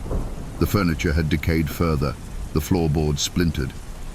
And in the corner of the room, a figure stood, silent, still, watching him. He turned to face the room. Nothing. It was just as it had been moments before. Empty. When he turned back to the mirror, the figure was closer. Its face, or what could be called a face, was obscured by shadows, but its eyes glowed an unnatural red, and its mouth stretched open in a grotesque grin. The room around Adam seemed to bend, the walls distorting as if they were closing in on him. The voice from the mirror spoke again, this time louder, more insistent. "Leave, or join us." Adam's head spun. He couldn't think straight. He had to get out. He had to escape. He spun toward the door again, but before he could reach it, a cold hand clasped his shoulder. He whirled around, but there was no one there. Just the shadowy figure in the mirror, now stepping toward him. "Too late," it hissed. The lights flickered, and the room seemed to darken, suffocating in its own stillness. Adam felt a pressure building in his chest, as if the very air itself was thickening, closing in around him. The shadowy figure in the mirror grinned wider, its jagged teeth now visible, glinting in the dim light. A loud bang echoed through the cabin, followed by a sickening scraping sound, like nails dragging across the floor. It was coming closer, the figure now fully emerging from the mirror, stepping out into the room behind Adam. His heart raced, but his legs felt frozen in place. Every instinct screamed at him to run, but he couldn't move. The figure reached out, its hands stretching toward him, fingers long and twisted like broken branches. It gripped his wrist with a force so cold it burned, dragging him toward the mirror, toward its empty, gaping maw. Adam's vision blurred, his body shuddering with a strange, uncontrollable force. His breath hitched, and the world around him spun. He couldn't breathe, couldn't escape. The cabin seemed to close in on him as the mirror beckoned, its surface rippling like water. The whispers came again, louder, more frantic. "Stay with us. Stay forever." With one last scream, Adam was pulled forward, his body disappearing into the mirror. The glass rippled like liquid, swallowing him whole. Outside, the wind howled once again, as though nothing had changed. The cabin stood silent, abandoned once more, waiting for the next lost soul to wander in. And somewhere deep within the house, the faintest of whispers echoed through the empty halls. "Join us." Let me tell you another tale, one whispered in fear and barely recorded in local lore. This is the story of the Well of Whispers. In the remote countryside of Maine, hidden behind a grove of birch trees, lies an ancient crumbling well. Locals call it the Well of Whispers, and for good reason. Those who have dared to visit claim it holds something more sinister than just stagnant water. The first recorded incident tied to the well dates back to the 1930s. A farmer named Walter Griggs owned the land it sat on, but he avoided the area altogether. According to his journal, discovered years after his death, he described hearing faint whispers whenever he passed near the well. He couldn't make out the words, but they chilled him to the bone. Walter's fears came to a head one summer when his youngest daughter, Abigail, disappeared. She was last seen playing near the birch grove, her laughter echoing through the fields. When she didn't come home, Walter and his neighbors searched for days, combing every inch of the land. It was Walter who found her. She was lying next to the well, pale and still, as though she had fallen asleep. But Abigail never woke up. The doctor couldn't explain her death. There were no injuries, no signs of illness.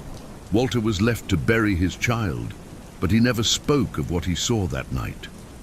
Rumors swirled that Walter had heard whispers coming from the well as he carried Abigail's body home. He sold the farm the following year and left the town for good. The land changed hands several times over the decades, but no one stayed for long. Strange occurrences followed each new owner. Livestock would go missing, pets would refuse to go near the grove, and in one particularly chilling case, a visiting relative was found standing by the well in the middle of the night, staring into its depths. When asked what they were doing, they simply muttered, "It's calling me." By the 1970s, the land was abandoned, but the well remained a source of fascination for thrill seekers and paranormal enthusiasts. Many who visited claimed to hear the whispers Walter described, soft, almost human, but impossible to understand.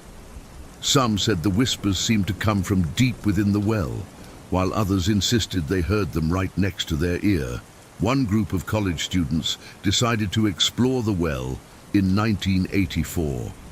Armed with flashlights, ropes, and a tape recorder, they lowered a camera into the darkness. The footage, later recovered from a backpack left at the site, revealed little at first, just the stone walls of the well and stagnant water at the bottom. But then came the sound. The whispers started faintly, growing louder and more insistent. One of the students screamed, claiming they could feel something cold brushing against their hand, though no one else saw anything. In the chaos, the rope snapped, and the camera plunged into the water. The students fled, leaving their equipment behind.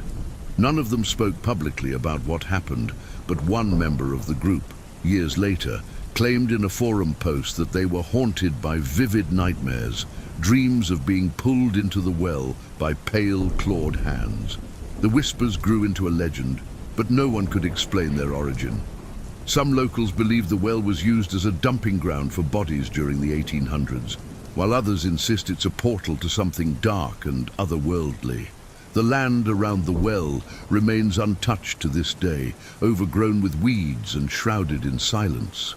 Those brave enough to visit swear the whispers grow louder as you approach. and a few have claimed to hear their own names spoken in the wind. What secrets does the Well of Whispers hold?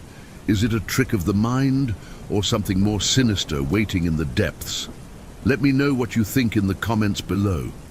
And if this story gave you chills, don't forget to like, share and subscribe for more eerie tales of true crime and horror. Until next time, stay safe and be careful what calls you in the night.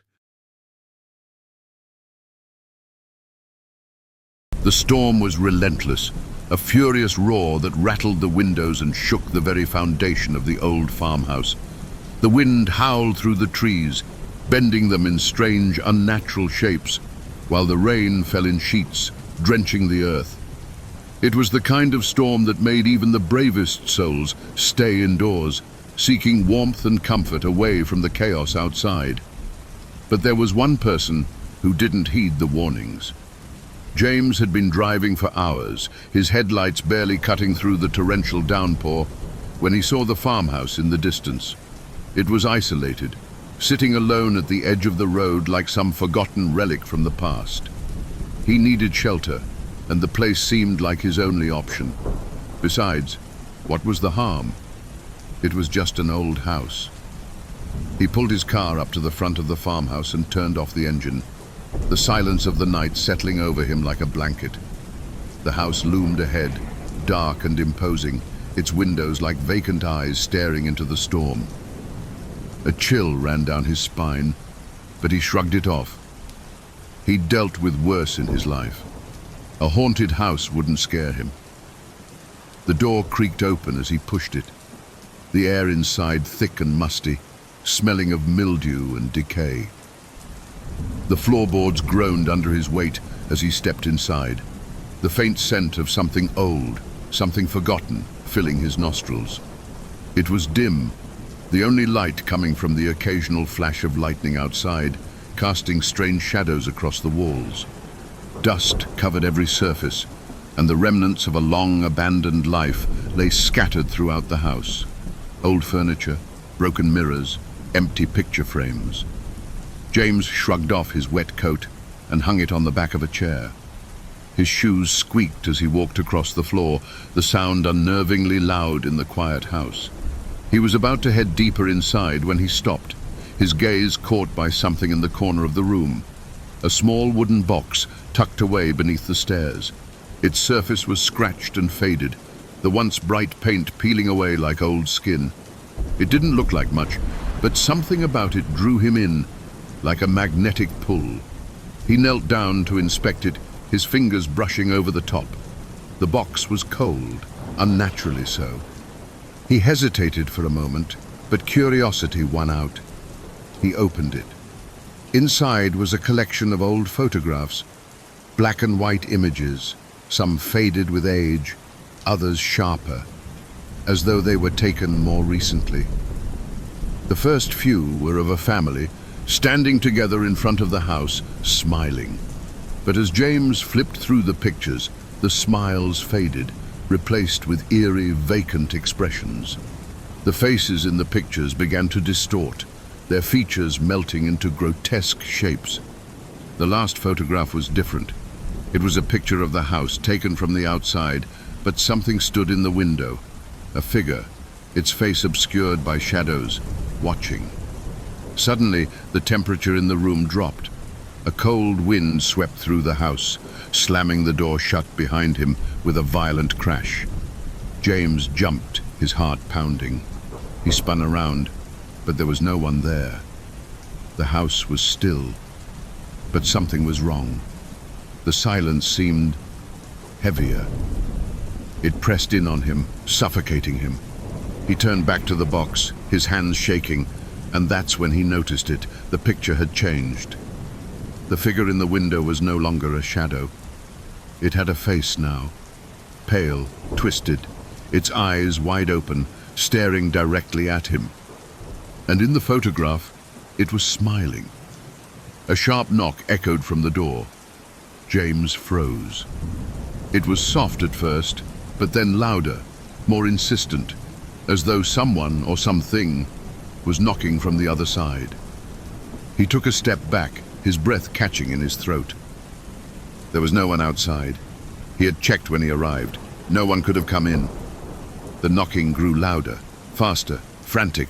He backed away, stumbling into a chair. He could hear it now, scratching, dragging like nails on wood. It was coming from the walls, from the floor, from the very air itself. Then, a voice. "James!" It was a whisper, a breathless hiss that seemed to come from everywhere and nowhere at once. The air thickened, and the walls seemed to close in on him, the house becoming smaller, darker. He turned to face the door, his hand on the handle, but when he opened it, there was nothing beyond it. Just a vast, empty void of blackness, stretching out in every direction. "James!" The voice again, louder this time, closer. And then something touched his shoulder, cold fingers, ice against his skin. He spun around, but there was no one there. He was alone, alone in the house. But the house wasn't empty. Suddenly, the room around him began to distort. The walls warped and twisted, the floor bending beneath him, and the ceiling stretched toward the sky, stretching higher and higher until it felt like the whole house was lifting off the ground. The photographs on the walls began to move. The people in the pictures were no longer smiling, their faces twisted into grotesque snarls, their eyes following him as he backed away. They were alive, alive, and reaching for him. The door slammed shut again, and this time the lock clicked. There was no way out. James felt a tug at his ankle. He looked down to see a hand, pale and skeletal, wrapping around his leg. He screamed, trying to pull away, but the hand tightened, dragging him toward the floor, toward the dark, hollow pit that had opened up beneath him. He fought, kicking and thrashing, but the more he struggled, the stronger the grip became. The floor seemed to split open, revealing an abyss of darkness, a void that swallowed him whole. His screams echoed, bouncing off the walls of the house as it seemed to close in around him. "James!" The voice whispered again, this time in his ear. But it wasn't just one voice. It was hundreds, thousands, all of them speaking at once, all of them calling his name. "James!" And then everything went black. Now let's step into another chilling tale, one shrouded in whispers and unanswered questions. This is the story of the Silent Watcher of Ashton Creek. Ashton Creek is a small, forgotten town tucked away in the heart of Oregon's dense forest lands. It's the kind of place with no stoplights, where the only sounds are the rustle of leaves and the occasional rumble of a passing truck. But for decades, the town has harbored a dark legend, one the locals are reluctant to discuss. It all began in 1978, when a family of 4 moved into an old farmhouse on the outskirts of town. The Martins, Tom, his wife Diane, and their 2 children, 12-year-old Sarah and 9-year-old Ben, were looking for a fresh start. The house, though weathered and creaky, offered plenty of space and came with acres of land. The price was almost too good to be true. For the first few weeks, life in Ashton Creek was idyllic. The children explored the woods, Diane planted a garden, and Tom worked on repairing the house. But then strange things started happening. It began with the feeling of being watched. Diane was the first to notice it, a prickling on the back of her neck whenever she was alone, as though unseen eyes were fixed on her. Tom dismissed it as nerves, but soon he felt it too, especially when working outside. One evening, Sarah came running into the house, pale and shaking. She claimed she'd seen a man standing at the edge of the woods. When Tom went to investigate, there was no one there, but he found footprints in the soft earth, barefoot and unusually large. Things escalated from there. Objects in the house began to move on their own. Chairs shifted slightly, picture frames tilted, and once the family found every cabinet in the kitchen wide open. Ben started waking up in the middle of the night, crying that someone was tapping on his window. Then there were the sightings. Diane swore she saw a shadowy figure standing in the yard just beyond the porch light's reach. Sarah claimed she saw the same figure one afternoon while playing near the barn, but it was Tom's encounter that terrified the family the most. One night he stayed up late, sitting on the porch with a shotgun across his lap. Around midnight, he saw movement near the tree line. He shouted a warning, but the figure didn't move. It simply stood there, silent and still. Tom aimed his flashlight and froze. The figure was tall, with unnaturally long limbs and a face that didn't look human. Its features were twisted, almost animalistic, and its eyes glinted with a dull, reflective glow. Tom fired a warning shot, and the figure vanished into the trees. The family contacted the local sheriff, but the investigation led nowhere. There was no sign of an intruder, no evidence beyond the footprints and the family's accounts. The Martins were told to lock their doors and call if anything else happened. But things only got worse. The night before the family decided to leave Ashton Creek for good, Sarah disappeared. Tom and Diane woke to find her bed empty, the window wide open. They searched the woods for hours, shouting her name, but there was no trace of her. When the sun rose, they found her in the barn, sitting in the corner, trembling and pale. She wouldn't speak, wouldn't respond to their questions. All she could do was point to the loft above them. Tom climbed the ladder and found something horrifying. Scattered across the hay were crude wooden carvings, figures with long limbs and grotesque faces, dozens of them, each more disturbing than the last. The family fled Ashton Creek that same day, leaving most of their belongings behind. They never returned. The house remains abandoned, slowly crumbling into the forest. Locals avoid it, and those brave enough to visit speak of hearing whispers in the trees, the feeling of being watched, and the occasional glimpse of a tall, shadowy figure in the distance. Some say the silent watcher is a spirit, cursed to haunt the land. Others believe it's a creature of the woods, something ancient and primal, but no one knows for sure. What do you think? Is the silent watcher a figment of imagination, or does something truly malevolent linger in Ashton Creek? Let me know in the comments. If this story chilled you, don't forget to like, share, and subscribe for more tales of the macabre. Until next time, stay safe and don't linger too long in the shadows. Let's continue with our next story. The night was thick with fog, the kind that swallowed the world whole, leaving only the soft, muffled sounds of the wind and the distant rustling of the trees. The air was damp and heavy, the scent of earth and decay thick in the air. Laura had been driving for hours, the winding road stretching on endlessly until the GPS had suddenly flickered and shut off. Her car's headlights barely pierced the thick mist, and when she glanced down at the dashboard, she saw the gas gauge sitting precariously on empty. There was no choice now. She had to find somewhere to stop.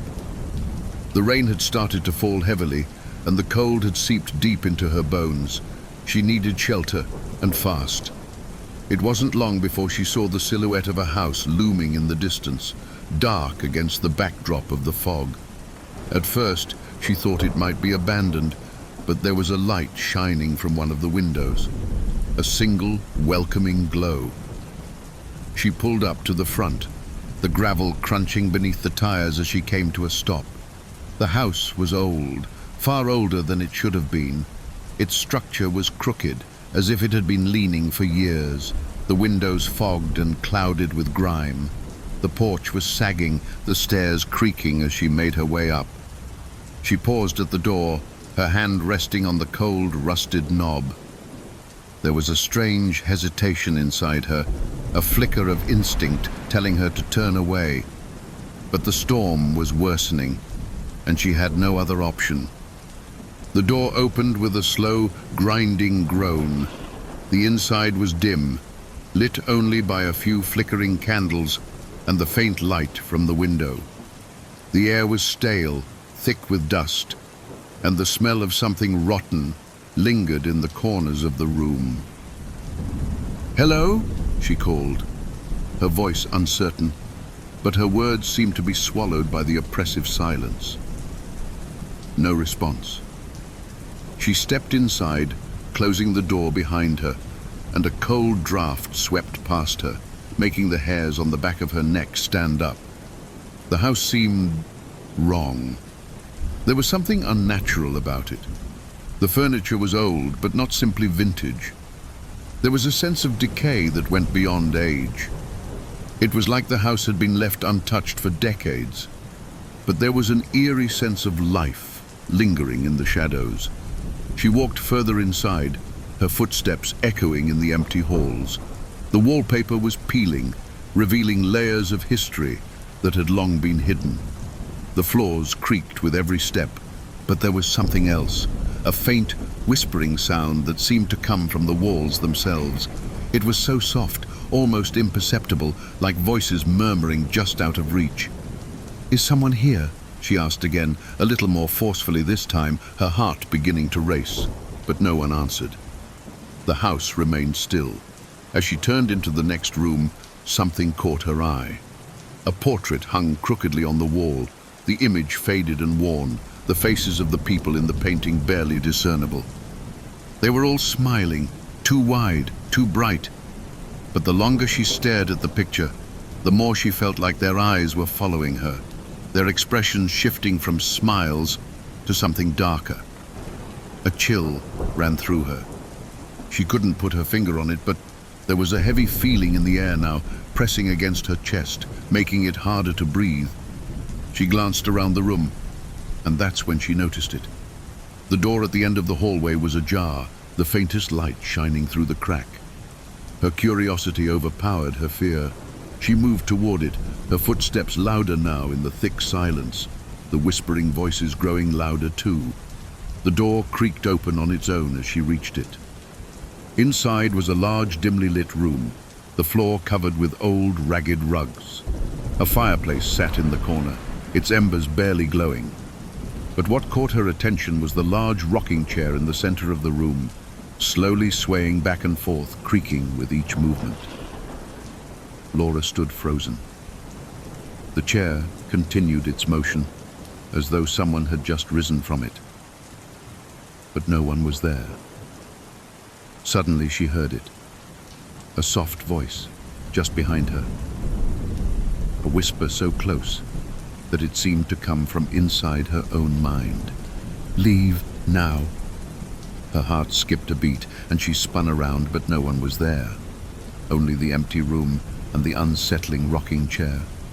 The air was cold, and the whispers grew louder, swirling around her like 1,000 voices whispering her name. "Leave, leave, leave." Her pulse quickened as she turned to run, but the door slammed shut behind her with a deafening crash. The house was alive, the walls seeming to pulse with an unnatural rhythm. She tried the door handle, but it wouldn't budge. The light in the room flickered, casting long, twisting shadows along the walls, and then, from the corner of the room, she saw something that made her blood run cold. A figure stood in the far corner, just beyond the shadows. It was tall, unnaturally tall, with limbs that stretched and contorted in ways that shouldn't have been possible. Its face was obscured by the darkness, but Laura could feel its gaze, like ice on her skin, a weight that crushed her chest. Who are you?" she whispered, her voice shaking. The figure didn't answer. It took a step toward her, its movements jerky, unnatural. The shadows seemed to cling to it, pulling it closer as if it were a part of the very darkness itself. Laura's breath caught in her throat. She could feel the room closing in on her, the walls pressing together, the floor beneath her shaking. It was like the house itself was alive, breathing, waiting. The figure took another step, its elongated fingers reaching toward her, and then, without warning, the whispers grew to a crescendo, a deafening scream that filled the entire room. It was the sound of hundreds of voices, of souls trapped in this house for eternity. "No! No!" Laura screamed, throwing herself against the door, but it wouldn't open. The figure's face finally emerged from the shadows, and what she saw made her blood freeze. It was her face, her own face, twisted into a grotesque grin, its eyes black pits, hollow and empty. "Stay with us," the figure hissed, its voice a rasping whisper. The floor beneath her gave way, and before she could scream, the darkness swallowed her whole, pulling her into the depths of the house. Now we move to another story. The moon hung high in the sky, casting a sickly light over the small, secluded town. The streets were empty, save for the occasional flicker of a dim street lamp swaying in the wind. It was the kind of night that made you feel like something was just beyond the edge of your vision, lurking in the darkness, waiting. But for Emily, it was just another quiet evening in her quiet little town. She had grown up here. Her parents' house was tucked away on the outskirts, an old farmhouse surrounded by fields of tall, overgrown grass. It had always been peaceful, until recently.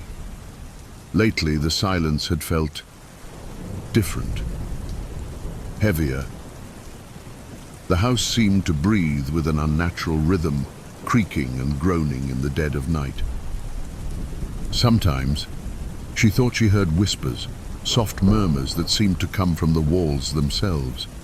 She told herself it was just the wind, or the house settling, or the isolation playing tricks on her mind. But tonight, as she stood in the kitchen, looking out the window at the empty fields stretching into the dark horizon, something felt wrong. The air was thick with unease, as if the world itself was holding its breath. The storm was coming. Emily didn't know why, but she felt compelled to leave the house, to go out into the fields. There was an odd pull, a tug in her chest that she couldn't explain. She grabbed her coat and stepped out into the chill of the night, her boots crunching against the gravel as she made her way down the path. The wind had started to pick up, carrying the scent of rain and something else, something foul. The sound of the storm was distant, yet somehow it felt close, like a presence hovering just over her shoulder. She tried to shake the feeling off, to tell herself she was just being paranoid. But the pull, the strange sensation in her chest, was too strong to ignore. She walked deeper into the fields, her breath coming faster now, her heart pounding in her chest. The grass around her was tall, bending with the wind, and the world around her seemed to grow darker with every step. She reached the old barn at the edge of the property, a structure she had avoided for years. The barn was old, so old that it looked as though it would collapse with the next gust of wind. It had always been a place of unease for her, a place her parents had warned her to stay away from when she was a child. But now, for some reason, she felt drawn to it. The door creaked as she pushed it open, the darkness inside swallowing her whole. She stepped in, her eyes struggling to adjust to the low light. The air was stale, thick with the scent of mold and something rotting. The floor was covered in old hay which crunched beneath her feet, but it wasn't the hay that caught her attention. It was the strange marks on the walls. Dark stains, like blood, streaked across the wooden beams, and what looked like symbols had been carved into the floor. They were crude, jagged shapes that twisted into one another, forming an unsettling pattern that made her stomach turn. She felt a shiver crawl down her spine, but she couldn't stop herself from stepping closer, drawn to the center of the room. And that's when she heard it. A soft, almost imperceptible whisper, like someone calling her name. "Emily!" Her heart leapt into her throat, and she froze, her body rigid with fear. The whisper came again, this time louder, closer. "Emily!" It was coming from the corner of the barn, where the shadows were thickest. She turned toward it, and as her eyes strained to make out the shape in the darkness, she saw it. A figure, a silhouette, standing perfectly still in the far corner, just out of the reach of the dim light. "Who's there?" she called out, her voice trembling, but the figure didn't move. It just stood there, watching her with an unnatural stillness. Her instinct screamed at her to run, but before she could turn, the barn door slammed shut behind her with a deafening crash. She whipped around, her eyes wide with panic, but there was no way out. The door was sealed, and the figure in the corner was moving now, slowly, deliberately, dragging its feet across the floor, inching closer. "Emily!" Her blood ran cold. The voice was unmistakable now. It wasn't a stranger's voice. It was her mother's. "Mom?" Emily whispered, her breath catching in her throat. But as the figure stepped closer, the face became clearer, and it wasn't her mother. Not exactly. It was a twisted, contorted version of her, with hollow eyes and a grin that stretched far too wide. The figure opened its mouth and spoke again, the voice raspy and full of malice. "You shouldn't have come back." Before Emily could react, the barn began to shake. The walls groaned as though they were alive, and the symbols on the floor began to glow with a sickly red light. The ground beneath her feet cracked, splitting open as if the earth itself was being torn apart. She stumbled backward, her breath coming in ragged gasps, but there was no escape. The barn was closing in on her, the darkness swallowing everything in sight. And then from behind her, she felt it. A cold hand, icy and wet, grasping her shoulder. She turned, but there was nothing there. Just the suffocating dark. "Run," a voice whispered in her ear this time. Not her mother's. No, this voice was far more sinister, far older. She turned toward the door again, her hands shaking as she fumbled for the handle. The barn was trembling around her, and the whispers grew louder, filling her ears with thousands of voices, all calling her name. "Emily!" The barn was collapsing now, the walls splintering, the floor buckling beneath her. She could feel the pull again, stronger than ever, dragging her toward the center of the room, toward the figure that was still grinning, its empty eyes fixed on her with hunger. But just as the walls closed in on her, she heard something else, a loud crash from outside. The barn door exploded outward, splintering into 1,000 pieces. Emily stumbled back, barely catching her balance, her mind racing. Through the smoke and the dust, she saw a figure emerge, a man, tall and broad-shouldered, wearing a coat stained with dirt and blood. "Run, Emily!" he shouted, his voice full of urgency. But the figure in the corner, the thing that wasn't her mother, was already moving toward her again, its smile growing wider, the darkness in its eyes swallowing her whole. As the man reached for her, she screamed, and the barn collapsed into nothing but rubble, taking everything with it.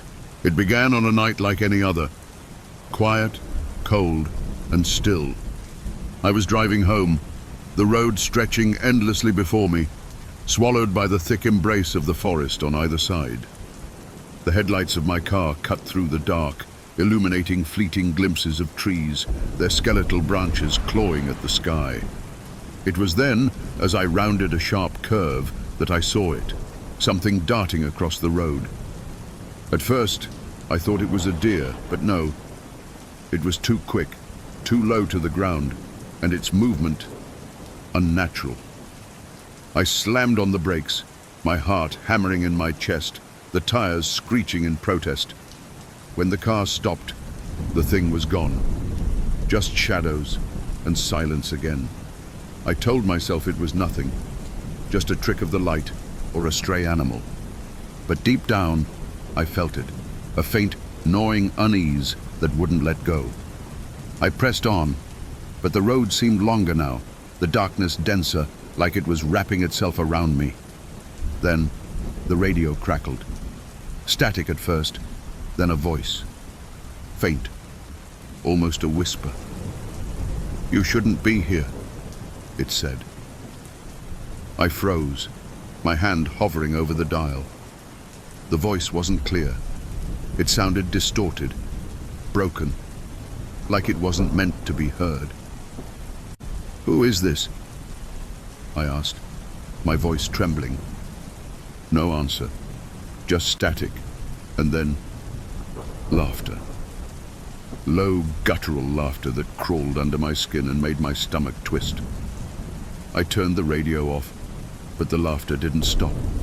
It was faint, but it was there, lingering in the air around me. I drove faster, the road twisting and turning like a serpent under my tires. That's when I saw the house. I swear it hadn't been there before. It was old, leaning awkwardly to one side, its windows dark and lifeless. Something about it felt wrong, like it didn't belong in this world. I tried to drive past, but the engine sputtered and died, leaving me stranded in the oppressive silence. The air felt heavy, thick, and cold.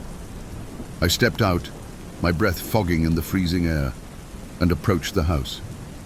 Every step felt wrong, like the ground beneath me wasn't solid, like it might give way and swallow me whole. The door creaked open on its own, revealing a hallway bathed in shadows. I hesitated, but something compelled me forward, like invisible hands were pushing me. The floorboards groaned under my weight, the sound echoing through the empty space. Inside, the air smelled of rot and decay. The wallpaper was peeling, the furniture covered in dust and cobwebs. And then I saw them, photographs on the walls. They were old, black and white, and every single one of them showed the same thing. A dark figure standing in the background, its face obscured. A sudden noise, footsteps, not mine. They came from above, slow and deliberate. My heart raced as I looked up at the ceiling, my breath hitching in my throat. I wanted to leave, but my feet refused to move. Then, a voice, the same voice from the radio. "Why did you come?" it whispered, close, too close, as if it was right behind me. I spun around, but there was no one there. The footsteps grew louder, descending the stairs now, each step a deliberate reminder that I wasn't alone. And then I saw it. A figure at the top of the stairs. Tall, impossibly thin, its limbs too long, its head tilted unnaturally to the side. Its eyes, or where its eyes should have been, were hollow, empty voids that seemed to suck in the light around them. It stared at me, unmoving, unblinking. I ran. I don't even remember how I got back to the car, but somehow I did. The engine roared to life and I sped away, not daring to look back. The house disappeared in the rearview mirror, swallowed by the dark. But the feeling didn't go away. The laughter still echoed in my ears. The voice still whispered in the back of my mind. And in the mirror, I saw them. Hollow eyes staring back at me from the back seat. Moving to our next story. Have you ever felt like you're being watched, even when you're alone? I used to laugh at the idea, chalk it up to an overactive imagination. That is, until the night it happened to me. It started in the most mundane way. I was sitting at my desk, scrolling through emails late into the night. My apartment was silent except for the faint hum of my computer. Outside, the city had gone to sleep. A calm night, or so I thought. At first, it was just a flicker, a brief, almost imperceptible movement at the edge of my vision. I glanced toward the corner of the room, expecting to see, well, nothing. And there was nothing. Just the faint outline of furniture in the soft glow of my desk lamp. But then, it happened again. This time, I was sure. A shadow moved, not across the room, but inside the shadow itself. Like it was alive, writhing against the wall. I told myself it was my eyes playing tricks on me, but the unease started to settle in, clawing at the edges of my mind. I turned back to my screen, trying to shake the feeling. That's when I noticed it, the reflection. The darkened screen of my monitor acted like a mirror, faintly reflecting the room behind me. And there it was. Something was standing in the corner. Not someone, something. It was tall, hunched over, its limbs unnaturally long. I froze, my breath caught in my throat. I didn't dare move, didn't dare turn around. I just stared at the reflection. Its head tilted, as if it was studying me, its face obscured by the shadow. My heart pounded so loud it drowned out the silence, a desperate rhythm that seemed to echo off the walls. Slowly, it began to move. It didn't walk. It glided noiselessly toward me, closer and closer, until it was standing directly behind me. I could feel it now, the presence, the weight of its gaze pressing down on me.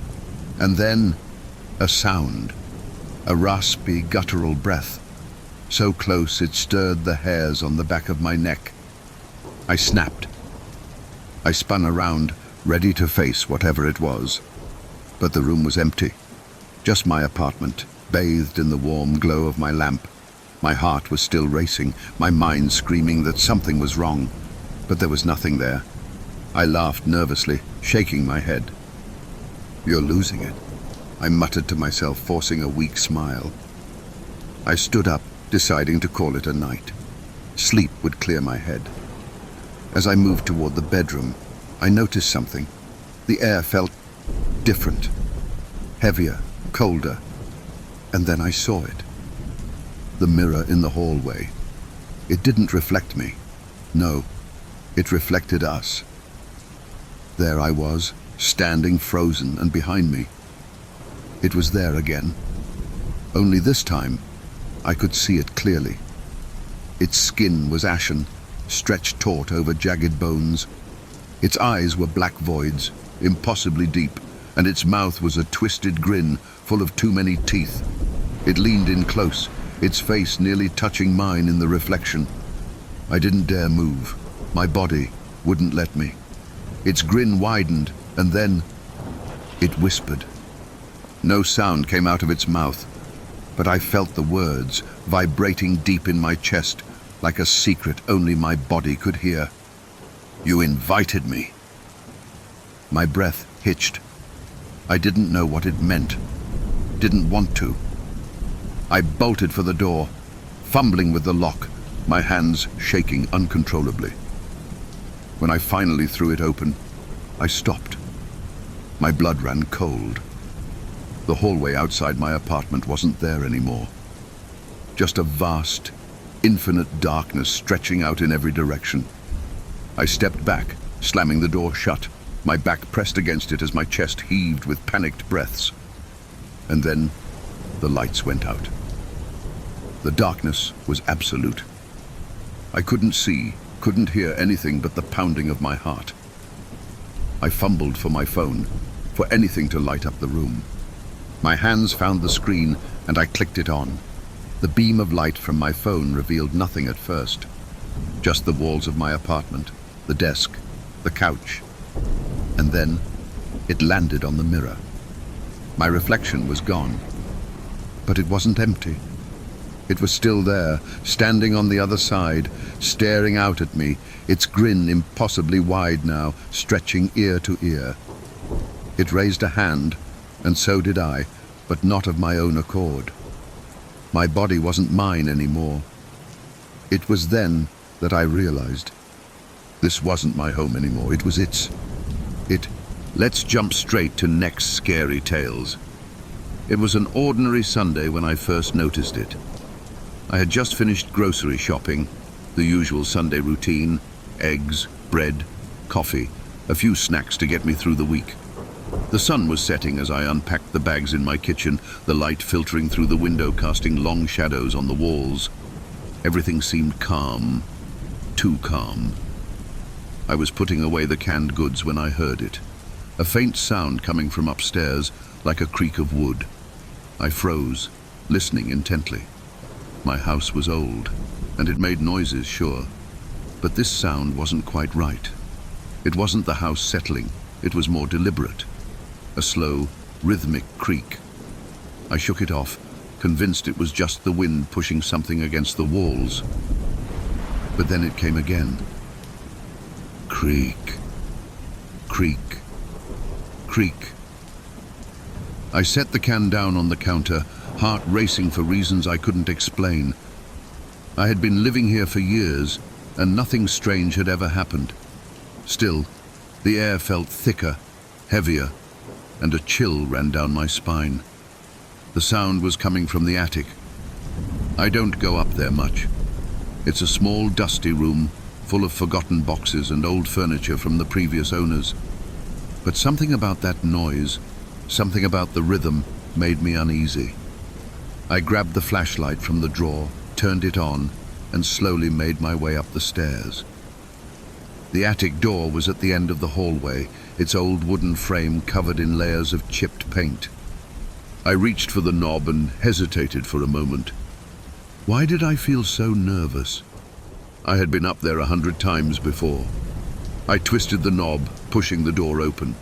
The smell of stale air and old wood hit me instantly. The attic was dark, save for the dim light of the flashlight cutting through the shadows. I took a step inside, the floorboards creaking under my weight. The noise stopped. Silence. I swept the beam of the flashlight across the room, looking at the piles of boxes, a few forgotten trinkets, and old furniture, but there was nothing out of the ordinary. Still, the air felt wrong, as if something had changed, as if I wasn't alone anymore. And then I saw it. In the far corner of the room, something was standing. A figure, tall and thin, shrouded in shadow. I couldn't make out its features, but the outline was unmistakable. I froze, my heart hammering in my chest. The flashlight trembled in my hand as I tried to make sense of what I was seeing. "Hello?" My voice cracked as I spoke, barely a whisper. There was no answer. The figure didn't move, didn't acknowledge me at all. It just stood there, unmoving. I took a cautious step forward, my foot catching on a loose floorboard. The figure's head snapped in my direction, its eyes glowing faintly in the darkness. I froze in terror, my breath caught in my throat. The eyes, they were too wide, too bright. Without thinking, I turned and ran. I bolted down the stairs, the flashlight still in my hand, but when I reached the bottom of the staircase, I stopped. The air downstairs was thick, suffocating. The house felt different. The familiar walls that had once comforted me now seemed oppressive, watching me, closing in. The silence was deafening. That's when I heard the whisper. "Come back!" I spun around, but there was no one there. The house was empty. My pulse pounded in my ears and I fought to steady my breathing. Was I imagining things? Was I just exhausted from the stress of work, or had something followed me down? I couldn't shake the feeling of being watched, of something lurking in the dark. I dropped the flashlight, its beam casting strange shadows across the walls as I sprinted to the front door. My hands fumbled with the lock as the whisper came again, louder this time. "Come back. Come back to me." The door swung open with a loud creak and I ran outside, gasping for breath. The night air hit my face, but it didn't calm the panic that gripped my chest. I stood on the porch, my heart racing, looking back at the house. The lights were off, but the upstairs window, there was something moving inside. A figure standing by the window, just like before. I couldn't breathe. I couldn't look away. The figure tilted its head, its glowing eyes meeting mine from across the distance. And then it raised a hand, slowly, as if beckoning me back. I turned away, stumbling down the steps, and started to run down the street. I didn't care where I was going. I just needed to get away from that house, from whatever was inside. But when I reached the corner, I turned back to look one last time. The figure wasn't in the window anymore. Instead, it was standing on the porch, just inside the threshold, staring directly at me. And it smiled. It wasn't a normal smile. It wasn't human. It stretched far too wide, revealing rows of sharp, jagged teeth. The grin widened as I watched, as if it were enjoying my terror. My heart pounded in my chest as I stood frozen in place. "Come back," the voice whispered again, but this time it wasn't coming from the house. It was inside my head. The smile widened, and it took a step forward, its eyes never leaving mine. "You can't run." I ran. I don't know how far I went, how long I ran, but eventually my legs gave out. I collapsed on the side of the road, panting, my heart still racing in my chest. I looked back, but the house was gone. In its place was a vacant lot, the lot that had been there for years. The house was gone, but I could still hear the whispers, and I knew deep down that it wasn't finished with me. Let's continue with next story. You've heard the stories about the woods, haven't you? The kind of tales whispered around campfires, dismissed as superstition, but never completely forgotten. Everyone says, "Don't go into the forest at night." I wish I'd listened. It started as a dare. My friends and I were out near the edge of Black Hollow, the kind of place everyone in town avoided.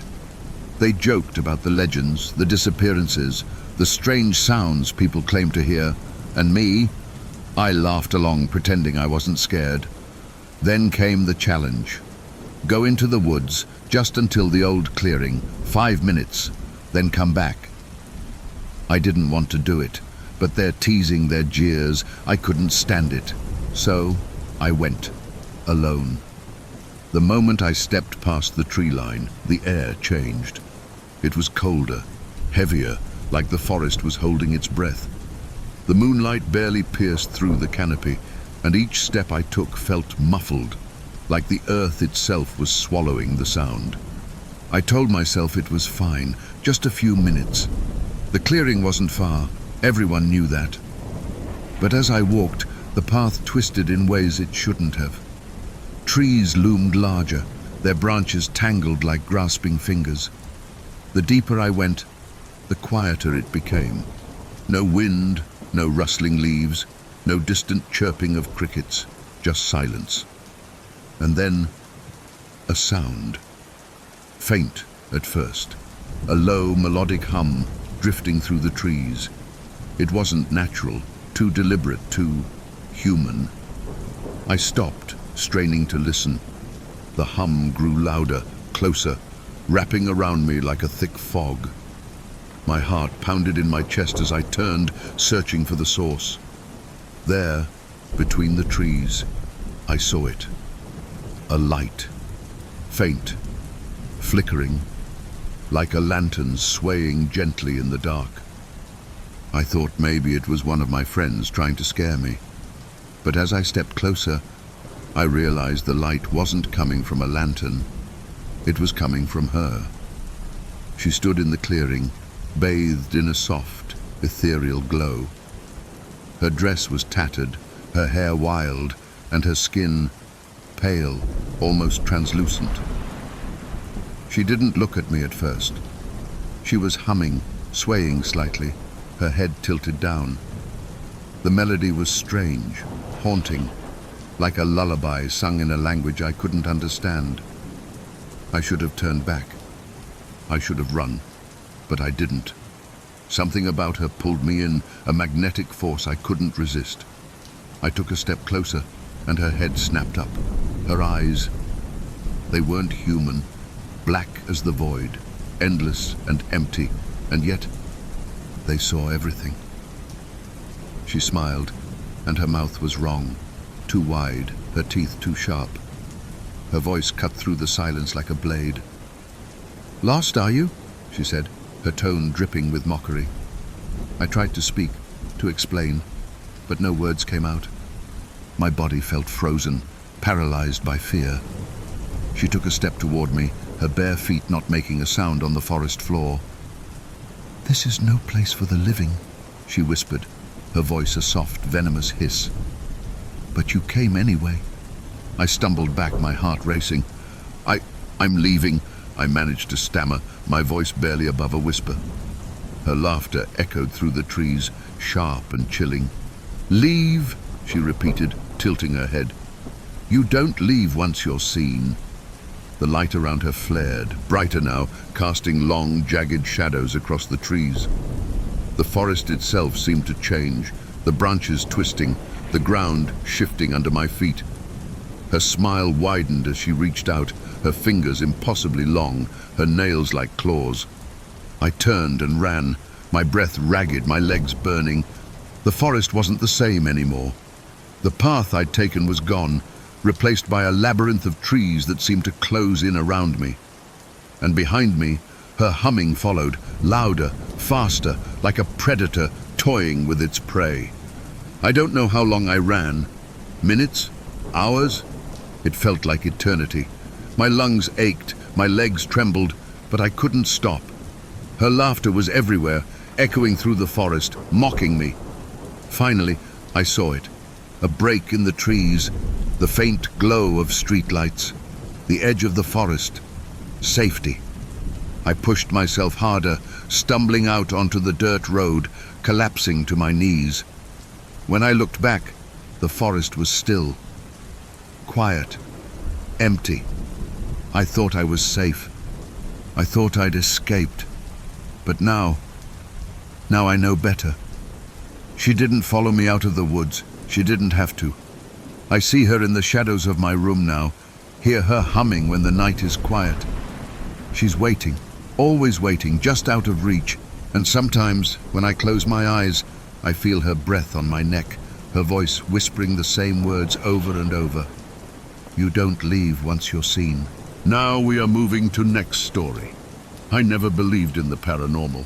Ghosts, spirits, haunted places, they were just stories people told to scare themselves. But after what happened, I'm not so sure anymore. It all started when I moved into the apartment. It wasn't much, small, old, with creaky floors and a faint smell of mildew. But it was affordable, and I needed a fresh start. The landlord was eager to rent it out. Too eager, maybe. He handed me the keys without much of a tour, mumbling something about quirks in the building. I didn't think much of it at the time. The first night was uneventful. I unpacked, set up my bed, and fell asleep to the sound of the city humming outside the window. But by the second night, I started noticing things. It began with a sound.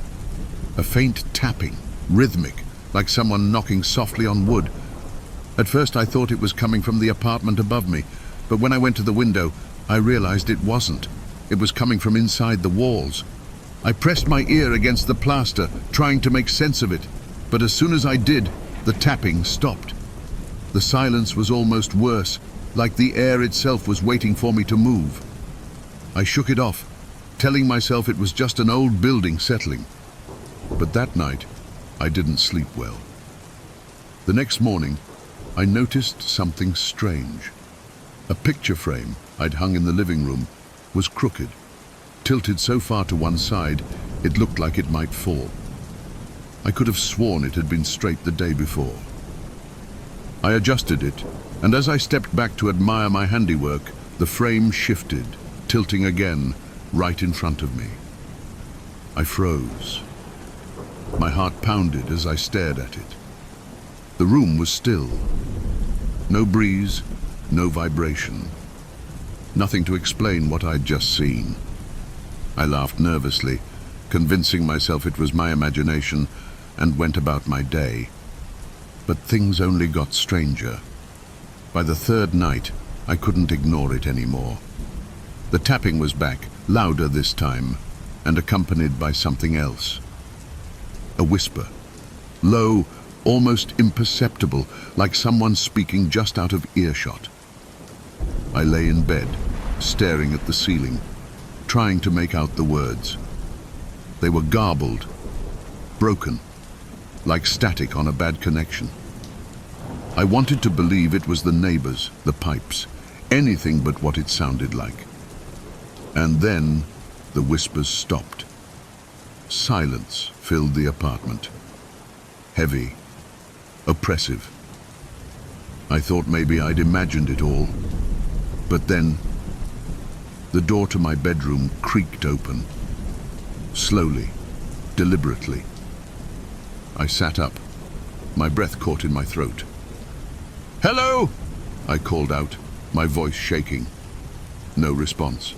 Just the faint groan of the door swinging fully open, revealing the dark hallway beyond. I grabbed my phone, turning on the flashlight, and crept toward the door. My hands were shaking so badly, the beam of light wavered. I stepped into the hallway, the old wooden floorboards creaking beneath my feet. The tapping started again, louder now, coming from the far end of the hall. My heart was racing as I followed the sound, the light from my phone bouncing off the peeling wallpaper. The noise led me to a small door at the end of the hallway, one I hadn't noticed before. It was an old, narrow door, the kind you'd see leading to an attic or crawl space. The tapping was coming from behind it, urgent now, almost frantic. My instincts screamed at me to leave, but something, curiosity or maybe something else, kept me rooted to the spot. I reached for the handle, my fingers trembling, and slowly pulled the door open. The space beyond was pitch black. The flashlight barely penetrated the darkness, revealing only dust and cobwebs. The tapping had stopped. I leaned in, squinting, trying to see further, when something moved. A face appeared, pale and gaunt, its hollow eyes staring back at me from the void. Its lips were cracked, and as they parted, the whispers began again, louder this time, filling my ears, my head, my very being. "Help me!" it said, the voice ragged and broken. I stumbled back, slamming the door shut, my heart pounding like a drum. I ran to my room, locking the door behind me. I didn't sleep that night. The whispers didn't stop. They came from everywhere. The walls, the floor, even the ceiling, growing louder, more insistent. By morning I'd made up my mind. I had to leave. I packed what little I could carry, determined to never set foot in that apartment again. But as I reached for the door to leave, I noticed something. The picture frame on the wall was crooked again, and beneath it, scrawled in dark, jagged letters, were two words: "Stay here." I didn't look back. I ran out of the apartment, down the stairs, and into the daylight, my chest heaving. I never went back. I didn't even return to get my things. But sometimes, late at night, when the world is quiet, I still hear it. The tapping, the whispers, faint but unmistakable, like they've followed me, waiting for the day I'll come back. Now I'll tell you another story. It began with a dream. At least I thought it was a dream. I was standing in an empty field under a pale grey sky. The air was heavy, still, and the horizon stretched endlessly in all directions. In the distance, I could see a house, old, decrepit, leaning to one side like it might collapse under its own weight. Something about the house felt wrong, but I was drawn to it. My feet moved on their own, carrying me toward it with slow, deliberate steps. The closer I got, the more the air seemed to change, thickening, pressing down on me like a weight. When I reached the porch, I saw that the door was open, just a crack, enough to invite me inside. I hesitated, my breath hitching in my throat. That's when I heard it. A soft, shuffling sound, like footsteps dragging across the floorboards inside. I wanted to turn back, but I couldn't. My legs wouldn't obey. I stepped onto the porch, the wood creaking beneath me, and pushed the door open. The inside was dark, the kind of darkness that felt alive, like it was watching me. The air smelled damp, like rot and old wood. As I stepped inside, the door slammed shut behind me. The sound echoed through the house, and then there was silence. "Hello?" I called out, my voice trembling. No answer, just the sound of my own breathing. I walked deeper into the house, my footsteps muffled by the thick layer of dust that coated the floor. The walls were lined with old photographs, their frames cracked and tarnished. Each one showed a family, parents, children, smiling at the camera. But their faces were blurred, smudged, as if someone had taken their thumb and wiped it across the image. I reached for one of the pictures, drawn to it despite the unease crawling up my spine. As my fingers brushed the frame, I heard it again, the shuffling sound, louder this time, coming from somewhere upstairs. Against every instinct screaming at me to leave, I climbed the stairs. They groaned under my weight, each step echoing like a warning. At the top there was a long hallway lined with doors. Most were closed, but one at the end of the hall was ajar, a faint light spilling out from within. I moved toward it, my pulse pounding in my ears. The shuffling sound was louder now, coming from the room ahead. As I reached the door, I pushed it open slowly, the hinges squealing in protest. Inside was a child's bedroom. The wallpaper was peeling, the furniture broken and covered in dust. In the center of the room was a crib, its wooden bars splintered. And inside the crib, there was a doll. It was old, its porcelain face cracked, one of its eyes missing. It was dressed in a tattered gown, its tiny hands clutching a piece of paper. My hands shook as I reached for the paper, unfolding it carefully. The note was written in shaky, uneven letters. "She doesn't like it when you're here." As I read the words, the door behind me slammed shut. The light in the room flickered, then went out completely. I was plunged into darkness, and then I heard it, breathing. Slow, shallow breaths coming from right behind me. I froze, my heart hammering in my chest. The breathing grew louder, closer, until I could feel it on the back of my neck. I turned slowly, my phone's flashlight trembling in my hand. The beam of light landed on a figure, a woman, gaunt and pale, her hair matted and hanging in front of her face. Her eyes were wide, empty, staring directly at me.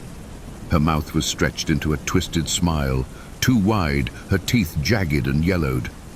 "You shouldn't have come here," she whispered, her voice like the rustle of dead leaves. I stumbled backward, crashing into the crib. The doll fell to the floor, its porcelain face shattering. The woman let out a guttural scream, a sound that wasn't human. The room seemed to tilt, the walls closing in as her laughter filled the air. I ran. I don't remember how I got out of the house, only that I ended up outside, gasping for air under the pale grey sky. The house loomed behind me, its windows like empty eyes watching me leave. I didn't go back. I couldn't. But the dream didn't stop. Every night I was back in that house, wandering its halls, hearing the shuffling footsteps, the breathing, her laughter. And then, it wasn't just in my dreams. I started hearing it in my apartment. The shuffle of footsteps in the hallway. The sound of a door creaking open when I knew I'd locked it. And sometimes, when I looked in the mirror, I'd catch a glimpse of her, just for a moment, standing behind me, her twisted smile reflected back at me.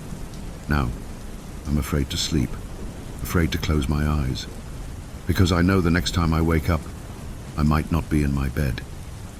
I might be back in that house. Now I'll tell you another one. It started with a voicemail. I didn't recognize the number. It wasn't in my contacts, but I had been waiting for a call about a job application, so I answered. There was nothing but static, a faint crackling hiss that seemed to grow louder the longer I listened. Finally, I hung up, chalking it up to a bad connection. An hour later, I noticed the notification, a voicemail from the same number.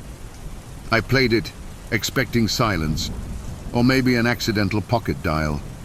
Instead, I heard something that sent a chill down my spine. It was my own voice. "Hello?" The recording began. My voice sounded distant, muffled. "Is someone there?" A pause, then, "Who are you? What do you want?" But I hadn't said any of those things. I hadn't spoken them, and I certainly hadn't recorded them. My heart pounded as I replayed the message over and over, trying to make sense of it. Each time, my voice sounded more frantic, more afraid. At the end of the message, there was a sound, a low, guttural noise like something breathing heavily. I deleted it. That night I couldn't sleep. Every time I closed my eyes, I felt like someone was watching me, like there was a presence in the room. Shadows seemed to shift in the corners of my vision, but when I turned to look, there was nothing there. At 3:07 a.m., my phone rang again. The same number. I stared at the screen, my pulse racing. I didn't answer. I couldn't. But when the ringing stopped, there it was again. The notification for a voicemail. I hesitated, my thumb hovering over the play button. Finally, I pressed it. This time it wasn't just my voice. It started the same way. Me asking who was there, my voice trembling. But then I heard something else. Another voice. Deep, raspy, barely above a whisper. "You can't run," it said. "You can't hide." I dropped the phone, my hands shaking. My mind raced with possibilities. Was it a prank? Some kind of elaborate scam? But how could they mimic my voice like that? The next morning, I went to the police. They were polite but dismissive, chalking it up to spoofed numbers and deep-fake technology. "It's probably just some tech-savvy kid messing with you," the officer said. "Block the number and move on." So I blocked it, but it didn't stop. That night my phone rang again. This time it was from a different number, one I didn't recognize. I didn't answer, but the voicemail notification came almost immediately. I didn't want to listen to it. I tried to ignore it, but the notification sat there, glaring at me, a constant reminder. Finally, I gave in and pressed play. The message was short, 5 words spoken in that same deep, raspy voice. "You shouldn't have blocked me." I barely slept that night. Every creak of the house, every distant sound set my nerves on edge.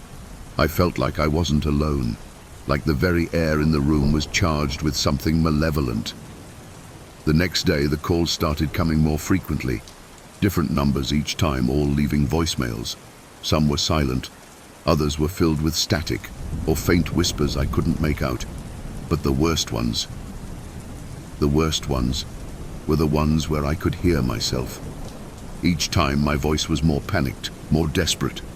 It was as if the recordings were coming from some alternate version of me, one trapped in a nightmare I couldn't understand. And always, at the end of the message, I would hear that low, guttural breathing. One night, I decided to record everything. I set up my phone to capture audio, determined to prove to myself that it was all in my head. But when I played the recording back the next morning, my blood ran cold. I could hear myself tossing and turning in bed, muttering in my sleep. And then, at exactly 3:07 a.m., there was a loud click, like the sound of a phone being picked up.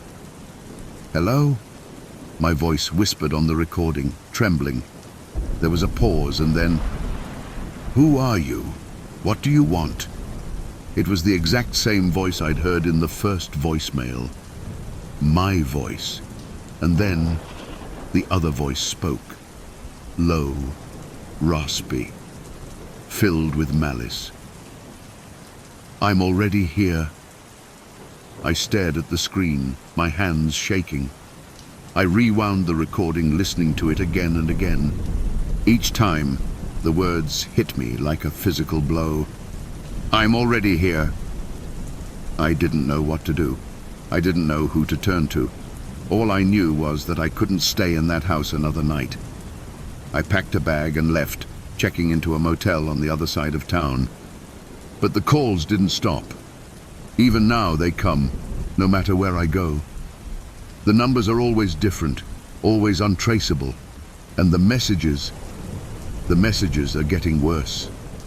Now, when I hear my own voice on the recordings, it's screaming, begging, pleading for help. And the other voice, it's laughing. A deep, guttural laugh that chills me to my core. I don't know what it wants. I don't know how it's doing this. But I'm starting to think the police were wrong. Let's start with next story. The last time I saw my brother was 5 years ago. We weren't close. Life had pulled us in different directions, jobs, relationships, miles of distance. Still, when he called me out of the blue and asked for help, I couldn't ignore it. There was something in his voice, something I'd never heard before. Fear. "Please just come," he said. "I can't explain it over the phone." He gave me an address to a cabin deep in the woods, hours away from the nearest town. It was strange. He wasn't the kind of guy to retreat to the wilderness. He loved the city, the noise, the crowds.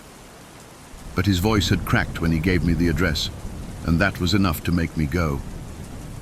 I arrived late in the afternoon, the sun hanging low in the sky, casting long shadows through the trees.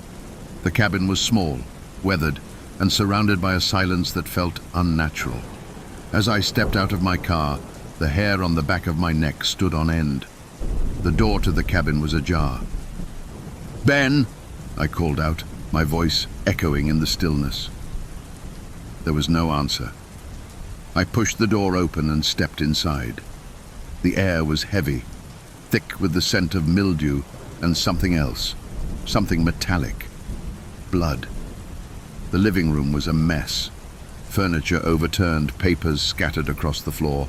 On the table was a notebook, open to a page filled with frantic scrawls. "They come at night," it read. "They look like us, but they're not." My stomach tightened as I flipped through the pages. The writing became more erratic, the words barely legible. "Don't trust them. They're in the walls. They know when you're alone." I heard a noise then, a faint rustling sound, like something moving just out of sight. My heart raced as I turned toward the hallway. The door at the end was slightly open, a dim light spilling out. "Ben!" I called again, my voice shaking.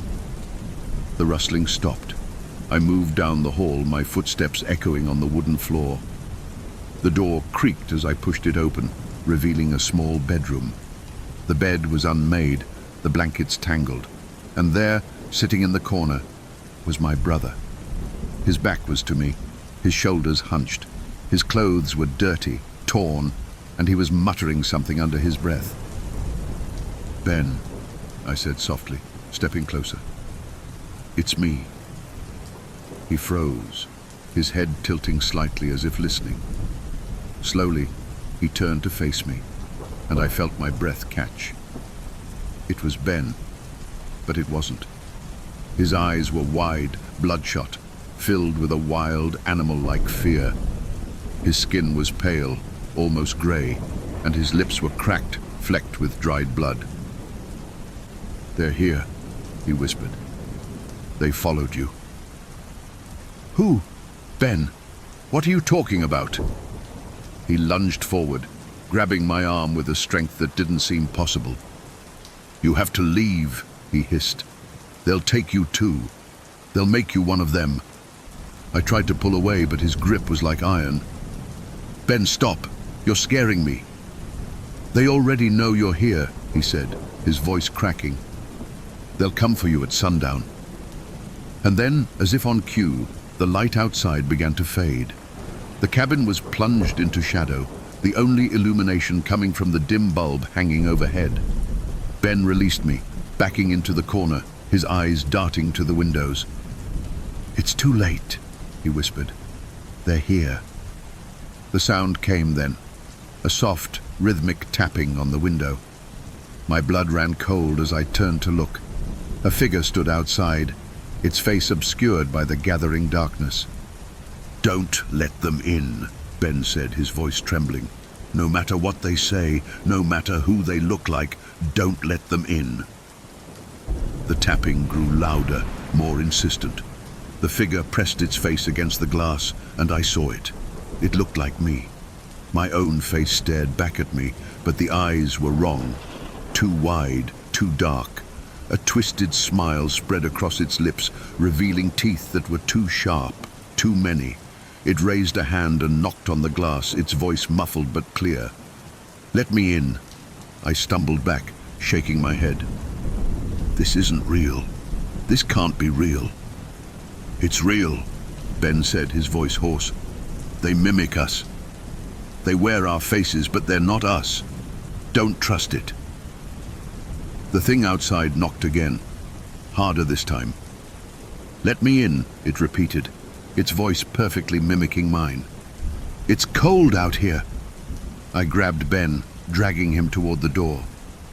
We have to go, I said. We can't stay here. He resisted, shaking his head violently. You don't understand.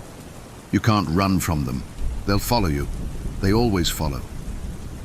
The cabin shuddered, the walls creaking as if under immense pressure. The tapping turned into pounding, coming from every window, every door. Shadows moved outside, dozens of them, their faces all too familiar. We have to try, I said, my voice breaking. Ben, please. But he wouldn't move. He just sank to the floor, clutching his head, muttering to himself. They'll take you, he said. They'll take you, and then they'll take me. The last thing I saw before I ran was his face, twisted in anguish, his eyes filled with tears. I didn't look back as I fled into the woods, the sound of pounding and laughter echoing behind me. I don't know how I made it out. The shadows chased me, their faces shifting, morphing into people I knew, people I loved. But I didn't stop running until I reached the road. Now I'm back home, but I can't escape them. Every night I hear the tapping on my windows, the soft, insistent knock. And when I look outside, I see them. My friends, my family, myself. They're waiting. Now I'll tell you another scary story. I always thought I was safe in my apartment. It wasn't the best place. Old walls, cracked windows, the kind of place you find when you're just starting out. But it was mine. And I had always felt comfortable there, alone, with my thoughts, my books, and the low hum of city noise outside. Nothing ever seemed out of the ordinary. That is until one evening, when everything changed. I had gotten home late after a long shift at work. The building was eerily quiet.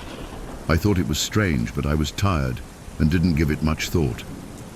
As I stepped into the elevator, I noticed something. A smell. Something faint, but off.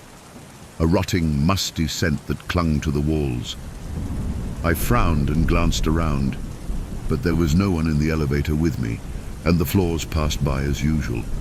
I tried to ignore it, but it lingered in my nose, clinging to the back of my throat. When I reached my apartment, the smell had intensified. It was coming from the hallway. I stepped out of the elevator, scanning the area. The hallway looked the same as always, dim, lined with old paintings on the walls, but there was something different. The air was thick, almost suffocating. I hesitated. The door to my apartment was cracked open. I never left my door ajar. My heart skipped a beat, but I told myself I was being paranoid. Maybe I'd forgotten to lock it. I wasn't sure anymore.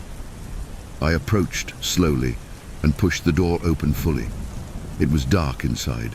The light switch was across the room, but I could see something that made my blood run cold. The floor. It was wet. No, not wet. It was sticky, and it wasn't from the rain because the windows were closed. The air smelled worse now, almost unbearable. I walked in cautiously, flicking the light on. The apartment looked the same, but something felt wrong. The living room, the kitchen, the bathroom, all the same. But the smell was stronger here, and I noticed a faint scraping noise coming from behind the walls. I froze, my mind racing. Was someone in here with me? "Hello," I called out, my voice trembling. No response. I moved toward the kitchen, cautiously stepping around the puddle of something. It looked dark, almost like dried blood. I bent down to touch it, but something made me stop. The floorboards creaked from somewhere in the distance. It was faint, but unmistakable, like footsteps, slow and deliberate. I wasn't alone. Panic surged through me. I turned around, my eyes darting to every corner of the room, searching for something, anything that could explain this. That's when I saw it. the hallway mirror. It hung on the wall across from me, reflecting the dim light of the apartment. At first it seemed normal, but as I stared, I noticed something in the reflection. A figure, standing behind me. I whipped around. Nothing. But in the mirror, it was there.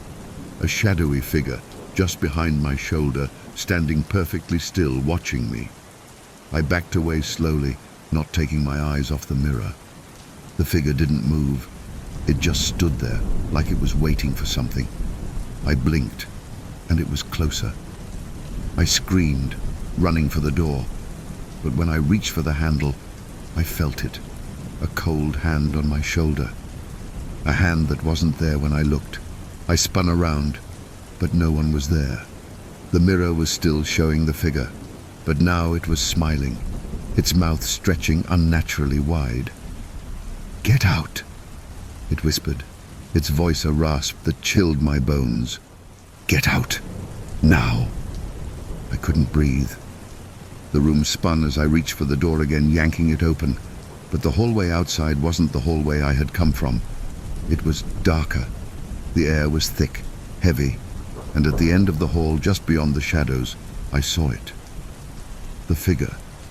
It was standing at the far end, staring at me with those empty, soulless eyes. But this time, it wasn't alone. More figures, dozens of them, appeared in the darkness, standing motionless like statues. I slammed the door shut, but the knob didn't turn. The door wouldn't budge. The figures outside were pressing against it, whispering, their voices muffled and low. I couldn't understand what they were saying, but the tone was unmistakable, threatening. Then I heard it. A soft tap, tap, tap. It was coming from the walls. The tapping grew louder, faster. It was everywhere, coming from behind the drywall, from inside the vents. I backed away from the door, fear rising in my chest. My mind raced, trying to find a way out, trying to understand what was happening. The figures outside began to move. Slowly, deliberately, they came closer to the door. I could hear their breathing now, deep, labored, like they were suffocating.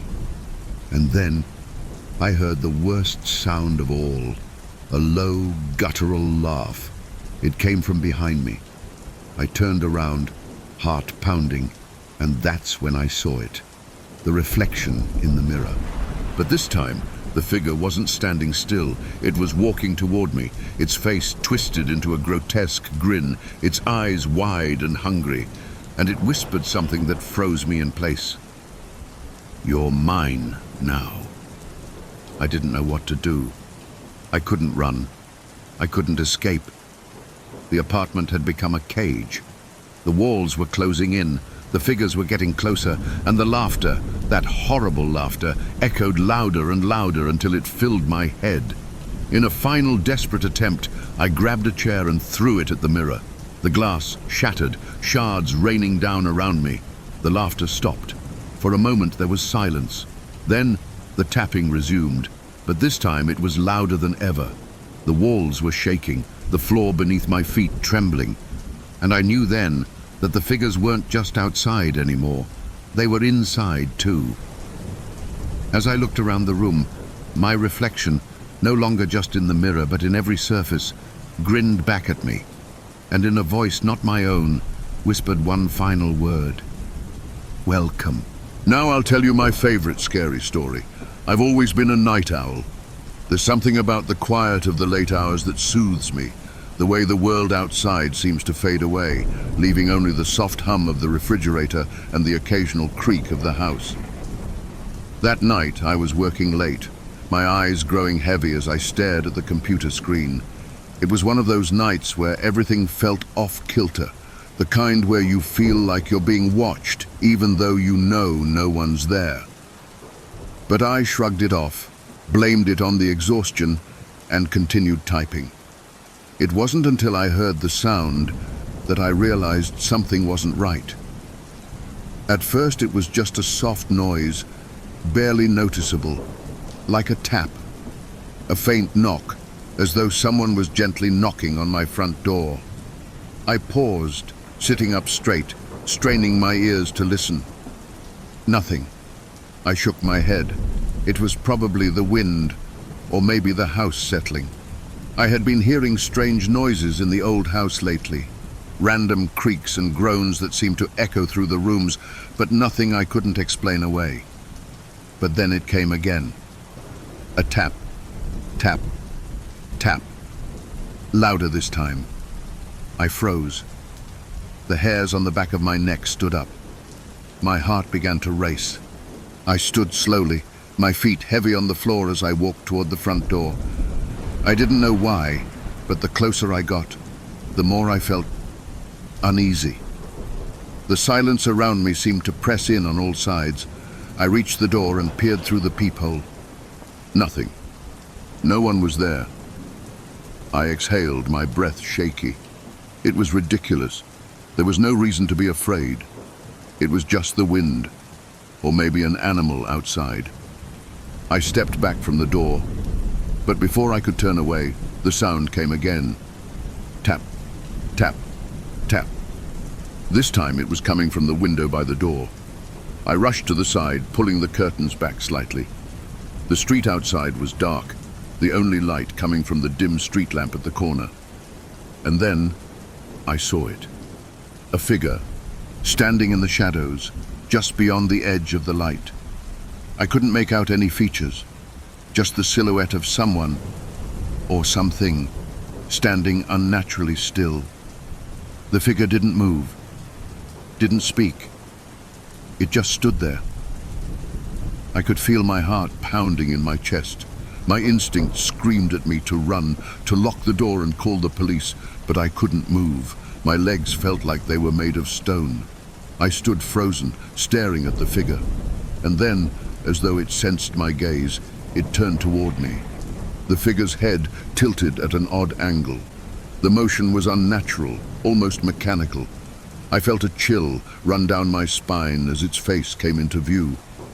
The thing standing outside my window had no eyes, no mouth, just a smooth, pale surface where its features should have been. It was the shape of a person, but there was nothing human about it. I backed away from the window, my breath coming in short gasps. My mind raced. Was it a person wearing some kind of mask? Was it some sick prank? But no, this thing didn't look like a person. It didn't feel like a person. The tapping came again. This time it was coming from the side of the house, the back door. I couldn't tear myself away from the window, but I knew that if I didn't move, if I didn't get away, I'd be trapped.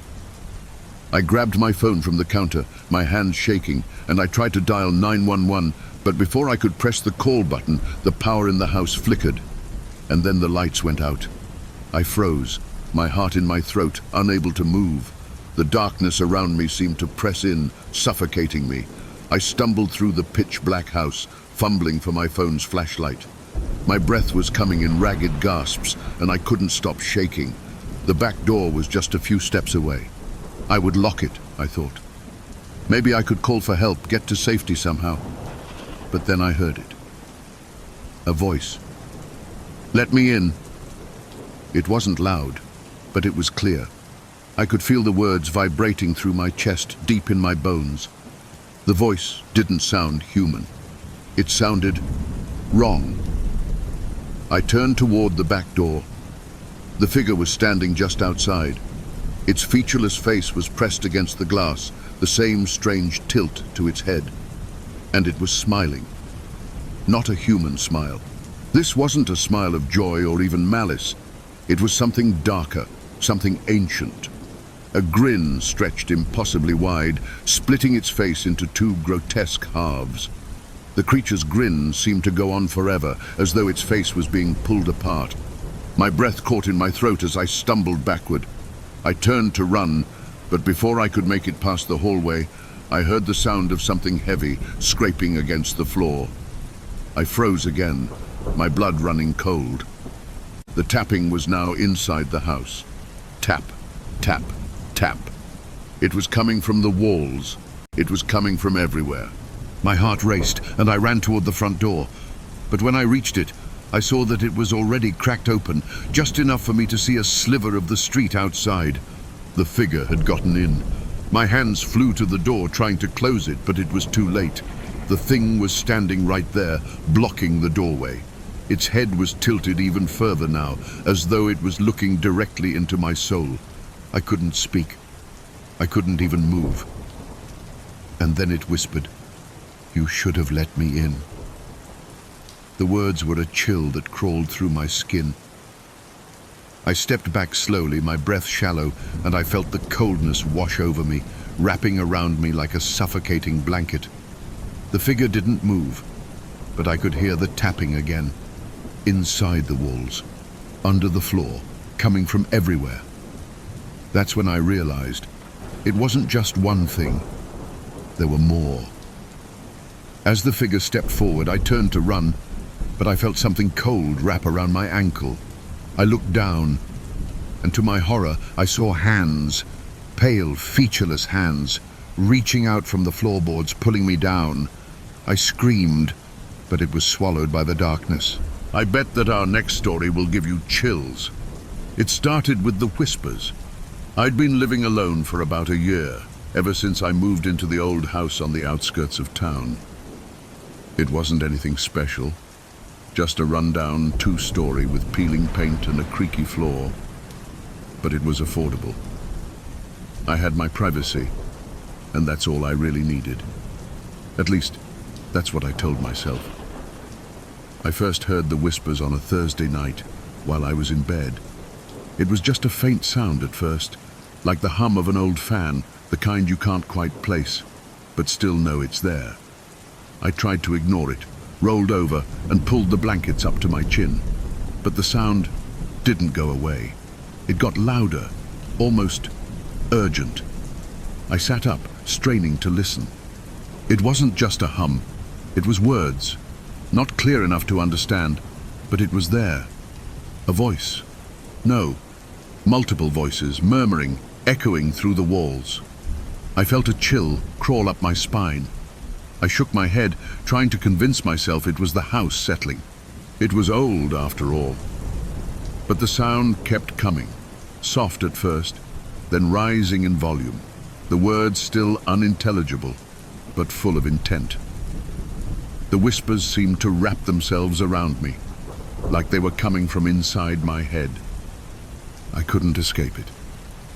I grabbed my phone and texted my friend Sarah, hoping it would calm me down. "Do you hear anything weird in your house at night? Like whispers?" She texted back almost immediately.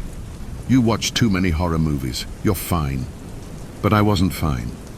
I turned on every light in the house, my pulse hammering in my ears. The whispers stopped as soon as I turned on the living room light, but the feeling didn't go away. It lingered in the air, thick and oppressive. I tried to sleep, but my eyes darted around the room, expecting something, or someone, to appear in the shadows. The next night, the whispers returned. They were louder this time, more distinct. I could make out words, though they didn't sound like any language I recognized. The voices weren't kind, they were angry, frantic. "Leave, now." I froze in bed, heart thundering. The whispers grew louder, more insistent. "Leave, before it finds you." I didn't wait to hear the rest. I leapt out of bed, grabbing my flashlight and shining it into the corners of the room. Nothing, just shadows. The whispers stopped the moment I stood up, but the unease didn't fade. If anything, it only grew. I ran downstairs and pulled open the door to the basement, convinced that the sounds were coming from there. The door creaked as I swung it open, revealing the darkness below. The air in the basement was thick with dust, and the faint smell of mildew hit me instantly. I grabbed a flashlight from the shelf, shining it down the narrow steps. The whispers were still there, but they were quieter now. In fact, they were almost muffled, almost like they were coming from behind the walls.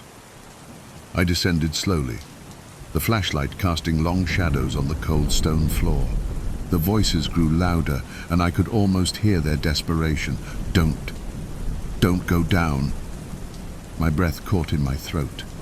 The walls of the basement groaned, and something scraped against the stone, sending a shiver down my spine. Something was down there. I turned to leave, but as I stepped back toward the stairs, I froze. There, in the corner of the basement, just beyond the light, stood something. A figure. It was barely visible, a shape, crouched low to the ground. I couldn't make out any details, just the form of something hunched and twisted, its back arched at an unnatural angle. My legs were frozen in place. I couldn't breathe. And then, it moved. A sickening, jerking motion. It crawled toward me, its limbs bending at odd angles, its head tilted back in a way that shouldn't have been possible. I stumbled back, nearly tripping over my own feet. I had to get out of there. I turned and bolted up the stairs, slamming the basement door behind me.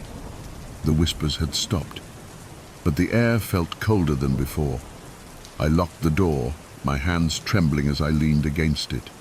But as I stood there, I realized something. The whispers weren't just in the basement. They were everywhere. In the walls, in the corners of the rooms. They were all around me, all the time. I could hear them in the kitchen, in the bathroom, in the attic, sometimes loud, sometimes soft, always just barely there, like a half-formed thought I couldn't fully grasp. The worst part was that the voices weren't just warning me to leave anymore. They were calling my name. Every night I would lay in bed, listening as my name echoed through the walls. Come closer. I couldn't sleep. I couldn't even sit still. The house had become a prison. It was as if the very structure was alive, breathing, shifting around me, whispering in my ears. And then, one night, the whispers came again. But this time, they weren't from the walls. They were from inside the room. I woke up in the middle of the night to the sound of soft breathing right next to my ear. I jerked awake, my eyes flying open, and there, standing at the foot of my bed, was the figure. The same twisted form I had seen in the basement, its face now inches from mine, its eyes hollow and empty. I couldn't move. I couldn't scream. It reached toward me with its long, twisted hands, its fingers pale and bony, and it whispered right into my ear. You should have left when we told you. I don't remember how I escaped. I don't remember running out of the house, but I was in my car, speeding away, the night air rushing past me. The house is still there, but I can't go back. And I know deep down that I never will. The whispers, they haven't stopped. They follow me. Now we're moving to another scary tale. I should have known better than to take that job, but at the time, it seemed like the perfect opportunity. Quiet, remote, easy. I'd been searching for peace, for somewhere far away from the noise of the city, and this job as the caretaker of an old estate in the countryside seemed to promise just that. The house, a sprawling manor set against a backdrop of dense woods, looked like something out of a forgotten fairy tale. Its stone walls were covered in ivy, the windows cracked and boarded up in places, but it was still standing. The owner, a reclusive man named Mr. Holloway, lived alone and hadn't been seen much in years. He was rarely home, and when he was, he kept to himself. That's where I came in. My task was simple: make sure the house stayed in one piece, keep the garden from overtaking the front steps, and maintain the grounds. Easy enough, right? I arrived in the late afternoon, the sky still heavy with clouds, the wind swirling through the trees like a warning.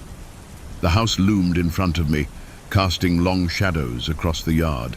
The front door was ajar, a sign I took as a welcome, though something about it felt off. I stood there for a moment, the air thick with something I couldn't quite place, but I shook it off and went inside. The house smelled of dust and decay. Every surface was covered with a fine layer of it, the furniture draped in old sheets like forgotten memories. I explored a bit, the old floorboards creaking under my weight, as if the house itself was groaning with age. There was something unsettling about the silence. The house felt too still, too empty. That night, as I sat in front of the fireplace, I heard it. A soft sound, almost imperceptible. A tapping. It came from upstairs, echoing through the empty halls. I assumed it was the house settling, or maybe the wind rattling the windows. But then, it came again, louder this time. Tap, tap, tap. I froze, my heart pounding in my chest. There was no wind, no storm, just the tapping. It didn't make sense. It sounded like fingers drumming on wood, deliberate, rhythmic. I forced myself to stand up, though every instinct told me to stay put. Slowly, I walked toward the staircase, my steps slow and cautious. The tapping continued. As I reached the top of the stairs, the noise stopped. I stood there in the dark, listening. The house was completely silent now. I thought I had imagined it. I tried to tell myself that I was just nervous, that the house was old and creaky. But then I heard it again. The tapping. But this time it was closer, much closer. It was coming from the end of the hall. I swallowed hard, my mouth dry. My feet were frozen in place, my mind screaming at me to turn around, to leave. But curiosity, foolish curiosity, pushed me forward. I crept down the hall, the floorboards groaning beneath me. The tapping grew louder, more insistent. And then I saw it. The door at the end of the hall was slightly open, a thin line of darkness spilling out from the crack. The tapping was coming from within. I could feel it vibrating through the air, vibrating in my chest. I reached for the doorknob, my hand shaking, and slowly turned it. The door creaked as it opened, revealing a small, dimly lit room. The air was thick with the smell of mildew. The room was empty, except for the rocking chair in the corner. It was rocking, back and forth. There was no one there. I stepped inside, my breath shallow, my pulse racing. The chair creaked with every movement, as if something or someone was sitting in it, rocking slowly, back and forth, back and forth. But there was nothing there, just the chair, moving of its own accord. I backed away, my heart hammering in my chest. I should have turned around. I should have left. But then I heard something else. A voice. It was soft at first, just a whisper, but it grew louder with every word. Leave. Now. I spun around, my heart in my throat. The room was empty. But then I saw something. Something I hadn't noticed before. A mirror on the far wall. At first, I thought it was just an old, dusty mirror. But as I stared at it, my breath caught in my throat. The reflection wasn't mine. It was the chair, but it wasn't empty. There was a figure sitting in it now, tall, hunched, its face obscured by the shadows. Its hands gripped the arms of the chair tightly, and its head tilted slightly to one side. The voice came again, louder this time. Leave, before it's too late. I could feel my legs shaking, my body fighting to stay still, but the terror crawling up my spine made it impossible to think. I turned away from the mirror, but the air was thick, suffocating, like the house itself was alive and watching me. The voice continued to whisper, but it wasn't just in the room anymore. It was inside my head, swirling around me. Leave now. Leave, or you'll never escape. I had to leave. I had to get out of that room, out of that house. I spun toward the door, my feet stumbling, and ran down the hallway. but the house felt like it was closing in around me. The walls seemed to shift, like they were moving, and I was trapped in a maze of darkness. The tapping had returned, louder, now echoing from every direction. It was as though the house itself was alive, following me, taunting me. The voice was everywhere, its words melding with the tapping. "You can't escape." I reached the front door, my hands fumbling with the knob. It wouldn't open. I was locked in. The tapping was right behind me, louder now, faster, as if something was chasing me. The voice was no longer a whisper, but a scream, filling my mind, drowning me. "You should never have come." And then the door opened. I ran out into the night, into the storm. I never went back, but every time the wind howls through the trees, every time the rain beats against the windows, I hear it again. The tapping, the voice. And I know that something is still waiting for me. Moving to another story. It was an ordinary Tuesday night when I first felt it. I had just moved into the old apartment building at the edge of town, a small 2-bedroom on the top floor. The kind of place that was just cheap enough to make you feel like you were getting a good deal, but old enough to make you question how many people had lived there before. The apartment wasn't anything fancy. Cracked tiles in the bathroom, peeling paint on the walls, and the kind of floors that creaked every time you took a step. But it was mine, and that's all that mattered. I was settling in. That night, after a long day at work, I decided to relax. I made a cup of tea, curled up on the couch, and turned on the TV. It was just me, alone in the apartment, the sound of the rain tapping gently against the windows. Nothing unusual, except that as I sat there, I felt it. A slight pressure in the air, the feeling that someone was watching me. I shook my head, telling myself it was just the quiet of the night, playing tricks on me. It's an old building, you hear noises, it's fine. But as the evening wore on, the feeling didn't fade. It intensified. The air seemed thicker, heavier, like I was being enveloped in something I couldn't explain. I tried to push the feeling away, but every time I glanced at the shadows in the corners of the room, my skin crawled. Every little creak of the building felt louder, sharper. My eyes kept darting back to the hallway that led to the bedrooms, to the dark doorway just beyond the dim light of the living room. I finally stood up, deciding to go to bed. I grabbed my tea and headed down the hall to the bedroom, but as I passed the door to the spare room, I froze. The door was open. It shouldn't have been. I knew I had closed it earlier in the day when I unpacked the boxes. I was sure of it. I stood there for a moment, just staring at the open door. Something wasn't right.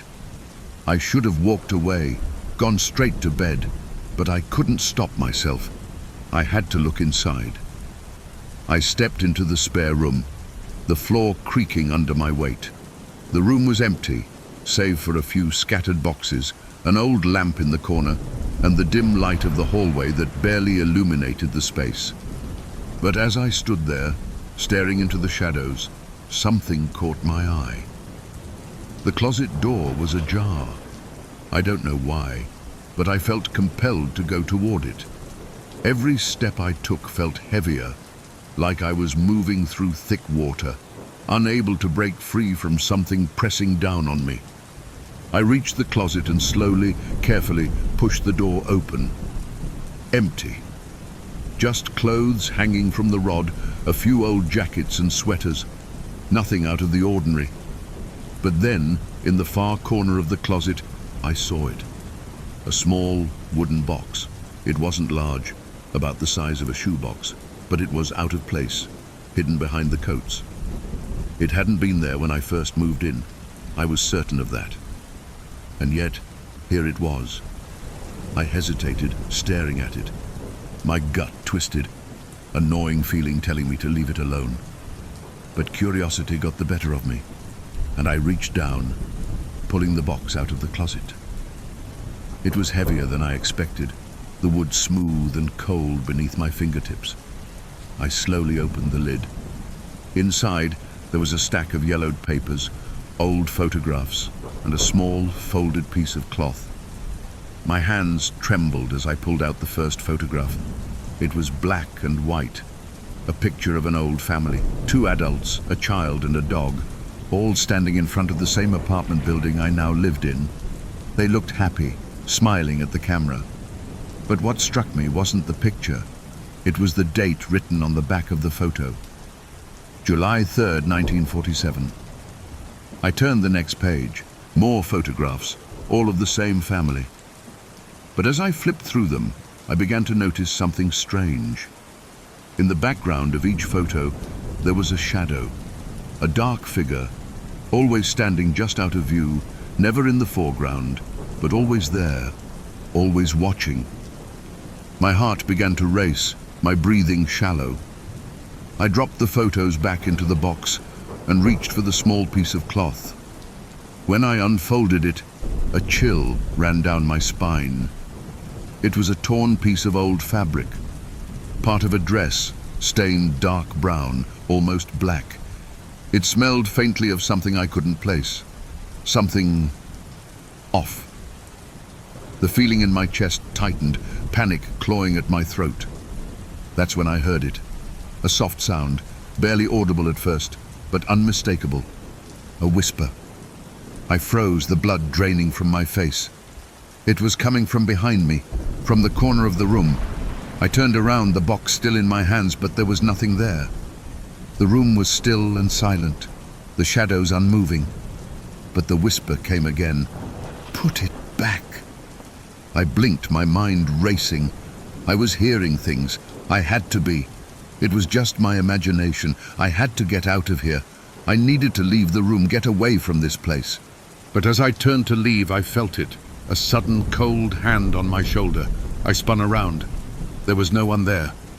I slammed the closet door shut and dropped the box onto the floor. My hands were shaking uncontrollably as I backed out of the room, never taking my eyes off the darkness inside. My heart was pounding so hard I could hear it in my ears, my breath coming in ragged gasps. I ran down the hallway, past the living room, and into the bedroom, locking the door behind me. I didn't sleep that night. Every time I closed my eyes, I could still hear the whispers, feel the cold hand on my shoulder. The next morning, I couldn't bring myself to go back into the spare room. The box was still there.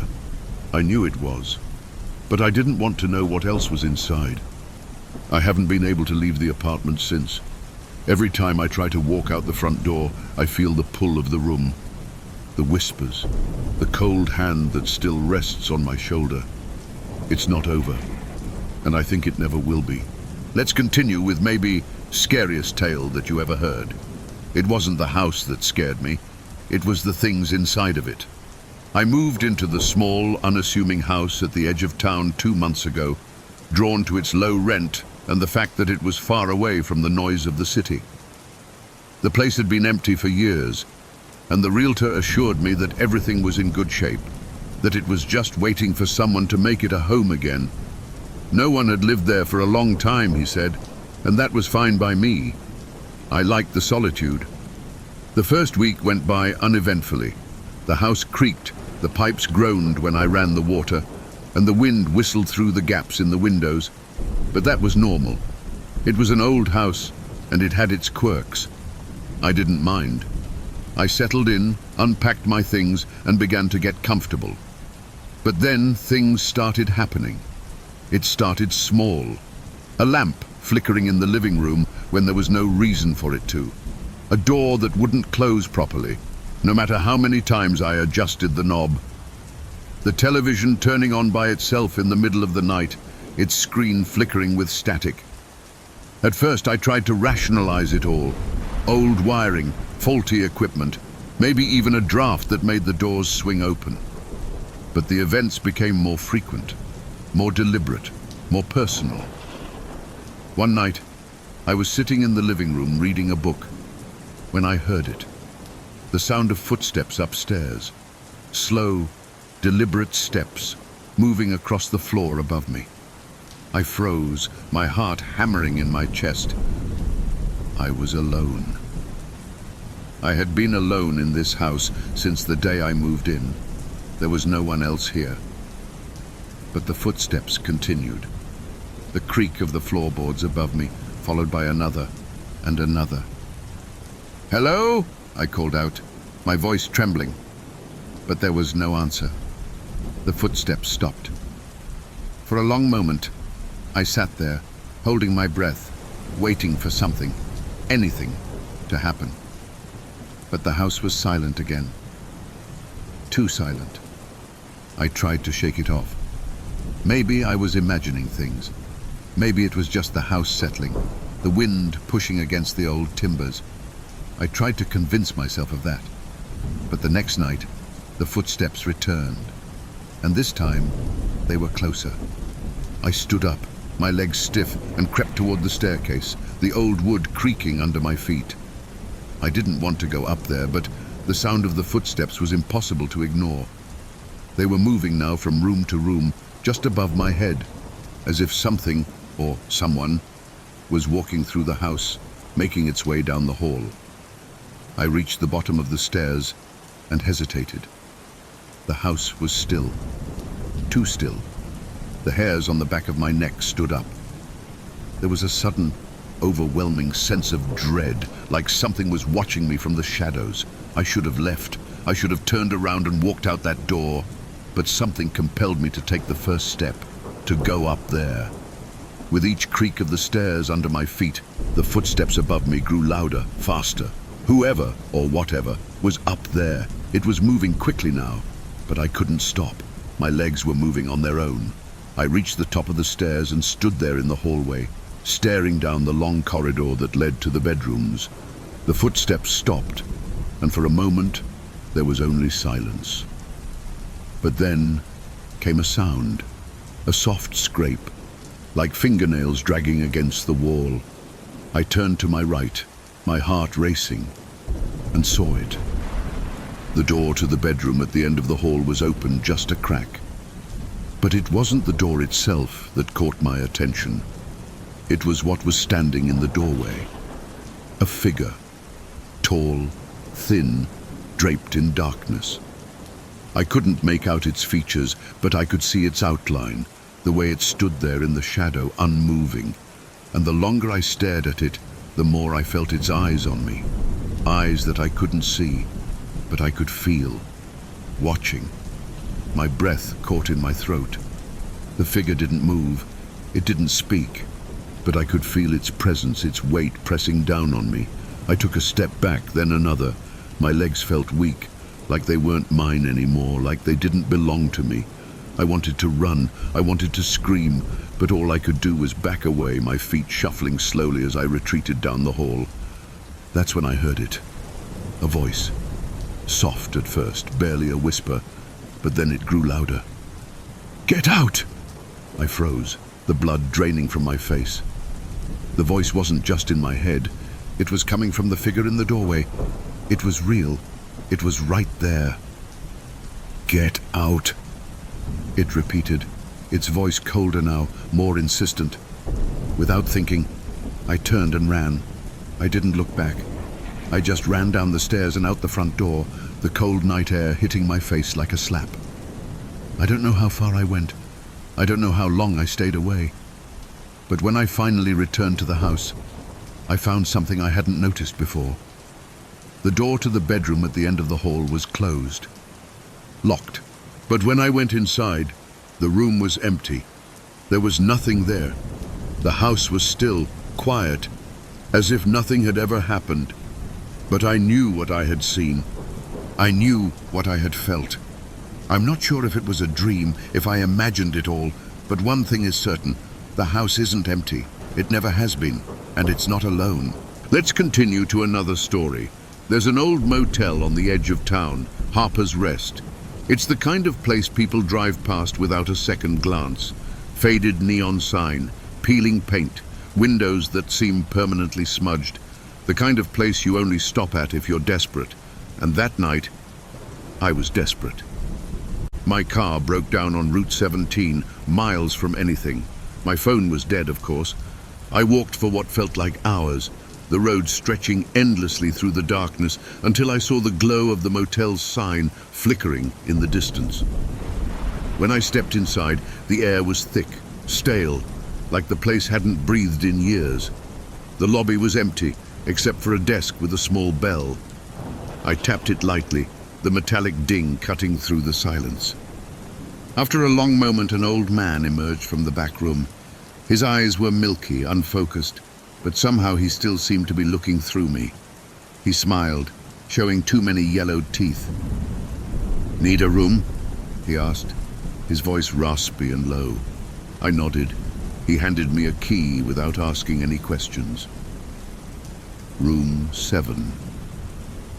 The hallway was dim, the carpet damp beneath my feet. The walls were lined with old, faded photographs, all black and white, and all showing the same thing. The motel, years ago, surrounded by smiling guests. But something about the photos felt off. The people were smiling, yes, but their eyes, they looked terrified. I hurried to my room, locking the door behind me. The room was exactly what you'd expect, shabby, outdated, and uninviting. The bed creaked when I sat on it, the mattress sagging in the middle. I thought I'd feel safer with the door locked, but I didn't. Something wasn't right. The air felt heavy, oppressive, like the walls were closing in. I told myself I was imagining things, that I just needed to sleep. I turned off the light and lay down, the darkness swallowing the room. For a moment, all was quiet. Then, I heard it. A soft scratching sound, faint but unmistakable, coming from the wall behind me. I sat up, heart pounding, straining to listen. The scratching grew louder, more frantic, as if something was trying to claw its way through the wall. I backed away from the bed, my eyes locked on the spot where the noise was coming from. And then, it stopped. The silence was worse, heavy, suffocating. I didn't move, didn't breathe, until the sound started again, this time from the bathroom. Slow, deliberate, like fingernails dragging across tile. I crept toward the bathroom door, my hands trembling. "Hello?" I called out, my voice barely above a whisper. No answer, just the scratching. I reached for the light switch, my fingers brushing against the cold, cracked tile. The bulb flickered, casting the bathroom in a sickly yellow glow. The tub was empty, the sink stained, the mirror cracked. But there, on the tiled floor, I saw it. A dark stain spreading slowly, as if something was bleeding through the walls. I backed away, but the light flickered again and went out, plunging me into darkness. That's when I heard it. A voice. Low, guttural, like a growl. "Leave," it said, dragging the word out like a warning. I bolted for the door, fumbling with the lock. My hands were shaking so badly I could barely turn the knob. Finally it opened, and I stumbled into the hallway, gasping for air. But the hallway was different now. Longer, darker. The photographs on the walls, they'd changed. The smiling people were gone. The frames were empty, just blank spaces where faces should have been. I ran, not knowing where I was going, just desperate to escape. Every door I passed seemed to be watching me, the numbers shifting and flickering as I moved. The end of the hallway felt impossibly far away, like I was running in place. And then I saw it. A figure standing in the shadows at the far end of the hall. Tall, motionless, its head tilted unnaturally to the side. "Room 7, it whispered, the voice echoing around me. "You left too soon." I turned back toward the lobby, but the old man was there now, standing in the middle of the hall, blocking my path. His smile was gone, replaced by a blank, expressionless stare. "You shouldn't have come," he said, his voice hollow. I backed away, trapped between him and the figure. The walls began to close in, the hallway narrowing, the ceiling dropping lower and lower. The air was thick, choking. And then I woke up. I was back in room 7, lying on the bed, the faint glow of morning creeping through the curtains. For a moment I thought it was over, that it had all been a terrible dream. But when I sat up, I saw it. The walls were covered in scratches, deep and jagged, spelling out one word, over and over. Stay. I ran. I didn't even stop to grab my things. When I finally made it outside, the sun was rising and the motel looked normal, quiet, empty. But as I walked away, I glanced back one last time, and there, in the window of room 7, I saw the old man, smiling, watching me leave. Let's move to our next story. I thought it was just another abandoned house. It looked the part, weathered, worn down, neglected. The windows were broken, the front door barely hanging on its hinges, and the weeds had taken over the front yard like a forgotten graveyard. But there was something about it, something that drew me in. I had been hiking alone, trying to escape the noise of my life, when I stumbled across it. It wasn't on the map, not listed as an attraction or landmark. Just an old house in the middle of nowhere, far off the beaten path. I had no intention of going inside at first, but the curiosity, it gnawed at me. There was a strange energy in the air, a pull that I couldn't explain. So, I went in. The door creaked loudly as I pushed it open, the sound echoing through the stillness. The inside of the house was just as dilapidated as the outside. Dust covered every surface. Broken furniture lay scattered across the floor. An old chandelier hung from the ceiling, its crystals shattered, glinting like jagged teeth in the weak sunlight that filtered through the cracks in the walls. I stepped further into the hallway, my footsteps loud and intrusive in the silence. The air was thick, heavy, almost suffocating. It smelled of decay, of something long forgotten. But I kept moving. Something told me I had to. I reached a small living room. The walls were lined with old paintings, but none of them made sense. They were strange, distorted depictions, faces with eyes too large, mouths stretched in impossible grins. They were unsettling, but I couldn't look away. Each one seemed to stare back at me as though they knew I didn't belong here. And that's when I heard it. A soft sound, barely audible at first. A whisper, faint, as if it were coming from somewhere deep within the house. Get out! I froze, my breath catching in my throat. It was a voice, but not one I recognized. The whisper had come from nowhere. No one else was here. I turned in a circle, my heart beginning to pound in my chest. Get out! The voice repeated, this time louder, sharper. It came from the floor above me. I hadn't noticed it before, but the stairs to the second floor were just off to my right, barely visible in the dim light. I should have left. The voice should have been enough to make me turn around and run, but for some reason, I couldn't. I felt like I was being drawn up the stairs, like the house was inviting me, beckoning me to come closer. So, I climbed. The stairs groaned under my weight as I made my way up, each step creaking like it had a story to tell. The second floor was just as abandoned as the first. The rooms were small, each one filled with broken furniture and rotting wallpaper. But there, at the end of the hall, was a door. It stood slightly ajar, as though someone had just left it that way. I approached cautiously, my hand shaking as I pushed the door open. The room inside was dark, even though the window should have let in more light. It was as if the shadows had taken over.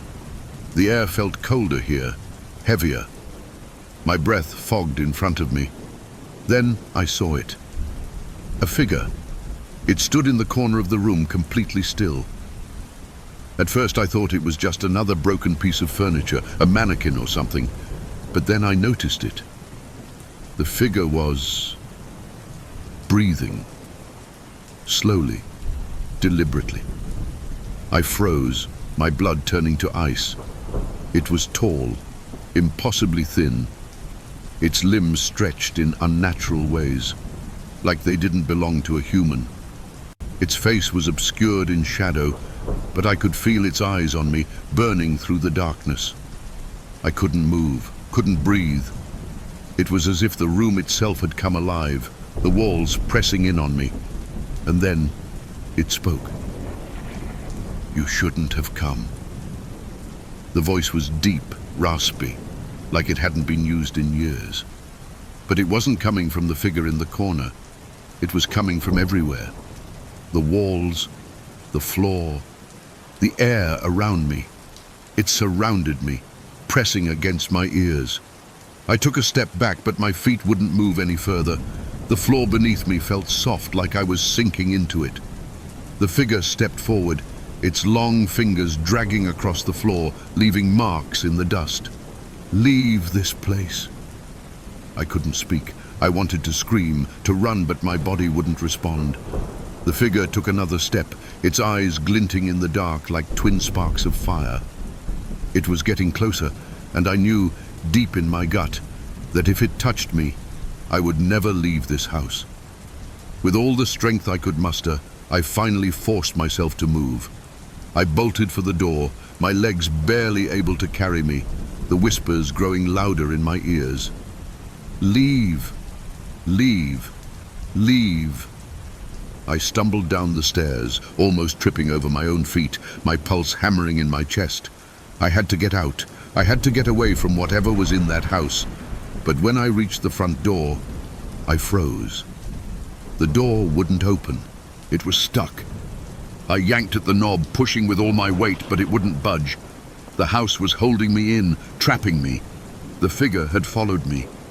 I could feel its presence behind me, the weight of its eyes pressing into my back. "You'll never leave," the voice whispered, right behind me. I spun around, my breath catching in my throat, but there was nothing there. No figure, no shadow, just the empty house. The door gave way with a sudden, violent creak, swinging open on its own. I didn't look back. I ran out into the yard, my feet pounding against the dirt. I didn't stop until I reached the road, the distant hum of the highway breaking through the silence. I never went back to that house. I didn't even want to know its name.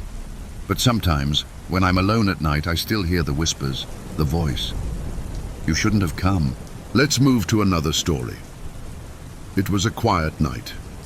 The kind of night where the world feels suspended in time, as if nothing could possibly disturb the stillness. I had just moved into the house a few days ago, a small cottage on the outskirts of town. The neighbors were far enough away that I didn't have to worry about noise, and the house was peaceful, almost too peaceful. I thought I had finally found a place to escape from the chaos of my life, but something was off. I could feel it the moment I stepped through the door. It wasn't the house itself, no, it was the air, the silence. It felt too heavy, as if it was holding its breath, waiting for something. I thought maybe I was just adjusting to the new place, the new surroundings, that maybe I was imagining things. That night, I decided to relax and get some sleep. I went to bed early, hoping to get rid of the lingering unease, but it didn't work. Around 2 a.m., I woke up to the sound of footsteps. At first, I thought it was just my imagination. But then it came again.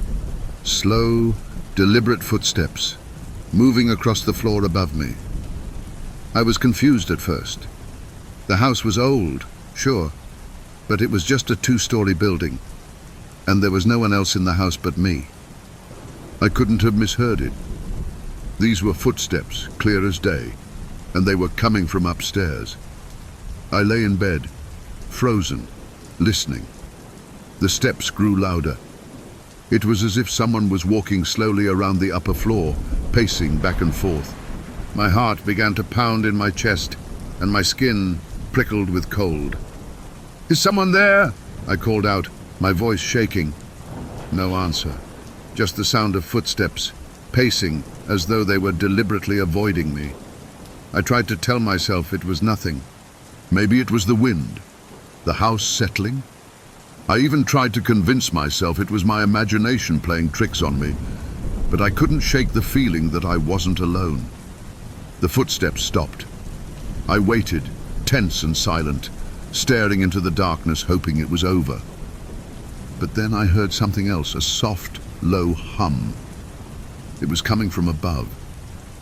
The kind of hum you might hear from an old appliance running or from an air conditioning unit. But this wasn't mechanical. It was more unsettling. It had a rhythm to it, like a lullaby. At first, I thought it might be coming from a neighbor's house, though I couldn't understand how that would be possible with the walls and distance between us. But the hum grew louder, clearer, and it felt wrong. I couldn't take it anymore. I had to go up there. My legs felt heavy as I forced myself out of bed. The house was pitch black, and my breath echoed in the silence. I walked to the stairs, my footsteps cautious, careful not to make a sound. When I reached the bottom of the staircase, I stopped. There was something at the top of the stairs. I couldn't see what it was, but I could feel it. The hum stopped. Everything stopped. The air felt thick again, like it had when I first stepped into the house, as if the house itself was holding its breath. I stood there, staring up at the dark landing. Something wasn't right. I didn't want to go up there. I wanted to run, to leave, to get away from whatever it was. But I couldn't. I couldn't move. The moment stretched on, the silence suffocating. Then, from above, a soft voice whispered. It was faint, distant, but unmistakable. Come up. It wasn't a question. It wasn't an invitation. It was a command. My blood ran cold. Come up! The voice was closer now. I could feel it crawling into my ears, settling in my bones. It wasn't human. It wasn't anything I could recognize, and before I could even think, before I could turn to run, my feet moved. I walked up the stairs, one step at a time, each foot heavier than the last. The voice was pulling me, forcing me to follow it, and I couldn't resist. I couldn't stop. When I reached the top of the stairs, the hallway was dark. The only light was from the small crack beneath the door at the far end. It was an old door, worn and splintered, as if it hadn't been opened in years. But the light was flickering, like a candle in the wind. It drew me in. The hum began again, louder this time, filling the air with a low, almost melodic sound. But as I approached the door, the hum shifted. It grew faster, more erratic, as if whatever was making it was becoming agitated, angry. I reached out for the door handle, my hand trembling, and then it was open. I didn't push it. I didn't have to. The door swung open by itself, revealing a room I didn't recognize. It was empty, or at least it seemed that way. The walls were bare, the floor covered in a thin layer of dust, but there was something else, a shape in the center of the room. A figure. It was small, hunched over, its back to me. I couldn't see its face, but I could feel it. The weight of its presence pressed down on me, suffocating me. I'm here, the voice whispered again, louder now, coming from the figure. I've always been here, waiting. I tried to move. I tried to step back, but I couldn't. My body wouldn't listen. My feet were rooted to the spot and the room was closing in around me. The figure turned slowly, its head tilting unnaturally, and for the first time I saw its face. It wasn't human. Its skin was grey, mottled, like old leather, stretched too tight over its bones. Its eyes were black, empty voids, and its mouth was stretched into a wide, twisted grin, filled with rows of sharp, jagged teeth. You shouldn't have come, it whispered, its voice deep and echoing in my mind. I couldn't breathe. I couldn't scream. And then it lunged. I woke up gasping, drenched in sweat, my heart racing in my chest. I was back in my bed, in my room, the morning light creeping through the curtains. But as I lay there, trying to calm my frantic breathing, I saw it. A single, muddy footprint on the floor beside my bed. I wasn't alone. Now we jump in our next scary story. It was a stormy evening when I first noticed it. The kind of night where the wind howls through the trees and the rain beats against the windows so hard it feels like the house might break apart. I was sitting on the couch, reading a book, the only light coming from the flickering lamp beside me. The power had gone out hours ago, and the house was shrouded in darkness. My phone's battery was almost dead, and I was alone. That's when I heard it. A soft, tapping sound. It was faint at first, so light that I thought it was just the rain hitting the window. But then it came again. Tap, tap, tap. I set my book down and listened, trying to place the sound. It was coming from upstairs. I stood up, feeling a twinge of unease in my stomach. The house was old, built in the early 1900s, and creaked in all the usual places. But this wasn't the house settling. This was deliberate. The tapping was rhythmic, like someone was knocking on the walls, or worse, someone was trying to get in. I hesitated, torn between curiosity and fear. The storm outside rattled the windows, but it felt like the storm inside my chest was louder. I grabbed a flashlight from the kitchen drawer and started up the stairs. The tapping continued, faster now, almost frantic. It echoed through the walls, rattling in my ears. My hands were shaking as I climbed, the flashlight beam cutting through the darkness. I reached the top of the stairs, but the sound didn't stop. I walked down the hallway toward the source of the noise, which seemed to be coming from the room at the very end. The door was slightly ajar, just enough for a sliver of darkness to spill out into the hall. I swallowed hard, my breath catching in my throat. "Hello?" I called, my voice trembling. No answer. I pushed the door open. The room was completely still. The only light came from the narrow gap between the curtains, casting long shadows on the floor. The tapping stopped the moment I entered, but the silence that followed felt worse than the noise. I scanned the room, my eyes darting around looking for any sign of movement, but there was nothing. The walls were bare, the bed unmade, as if no one had been in the room for years. A chill ran down my spine, and my flashlight flickered.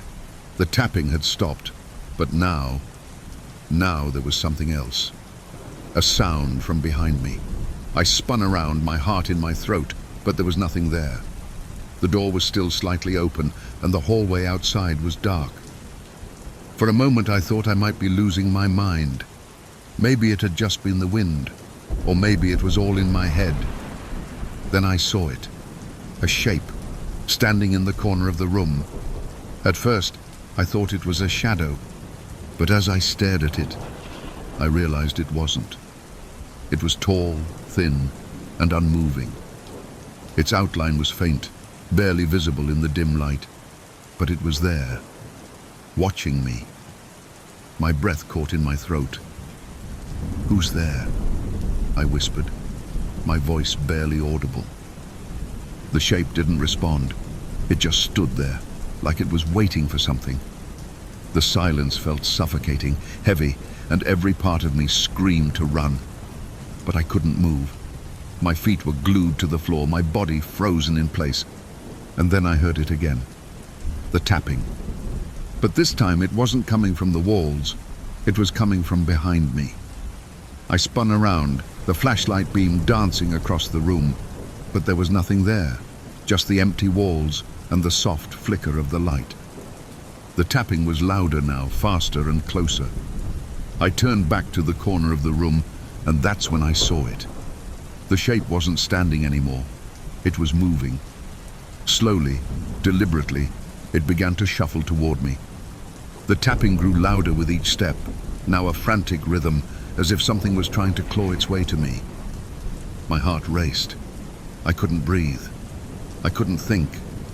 The figure was almost upon me now, its dark outline becoming clearer, its features starting to show.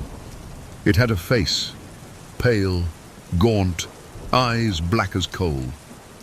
But its mouth was stretched wide, unnaturally so, in a grin that didn't belong on a human face. It opened its mouth, and that's when I heard it. The tapping was no longer just a sound. It was a voice. "Come closer," the voice whispered, the tapping now a part of its words, its cadence. "I've been waiting for you." The words froze me in place. I tried to scream, to run, but I couldn't. The room felt like it was closing in around me, the walls pressing in. The figure took another step forward, and I finally found the strength to move.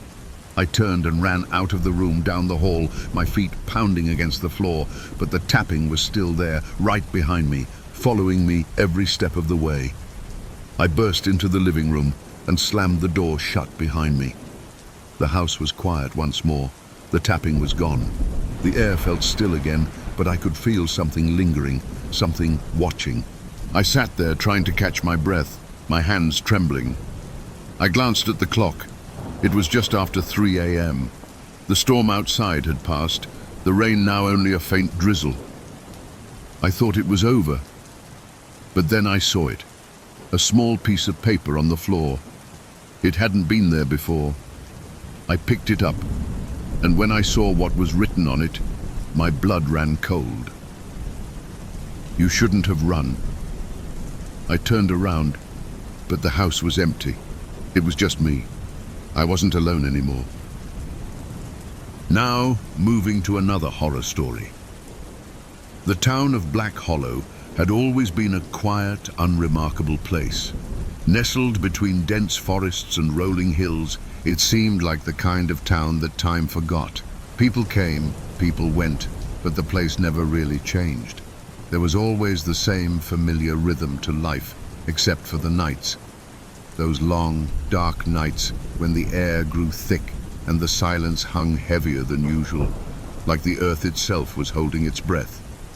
Amelia had always felt the unease. She had grown up in Black Hollow, raised in the small house at the edge of town, near the old cemetery that had been there long before she was born. She never liked walking past the cemetery, especially at night, even though her family had lived nearby for generations. The stones were weathered, the names barely legible, and the ground uneven, as though the earth itself wanted to keep its secrets buried. She never gave much thought to the strange tales that her grandmother would tell her when she was little.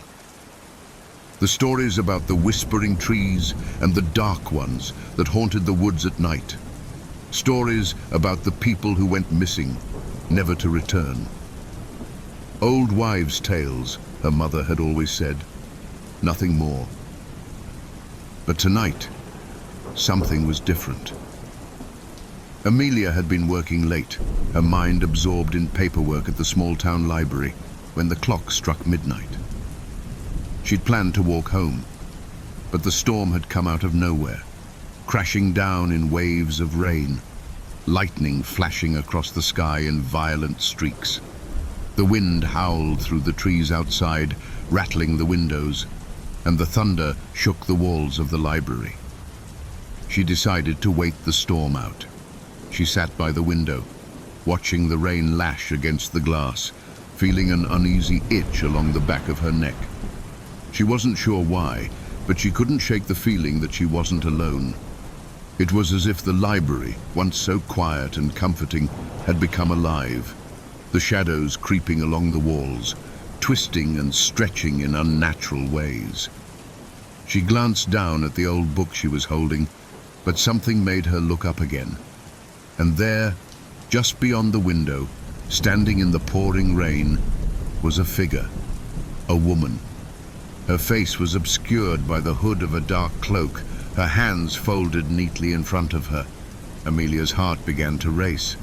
The figure didn't move, didn't speak, just stood there, staring at her through the glass. There was something wrong about her, something off, but Amelia couldn't put her finger on it. She stared at the figure for what felt like an eternity before it slowly began to walk toward the library door.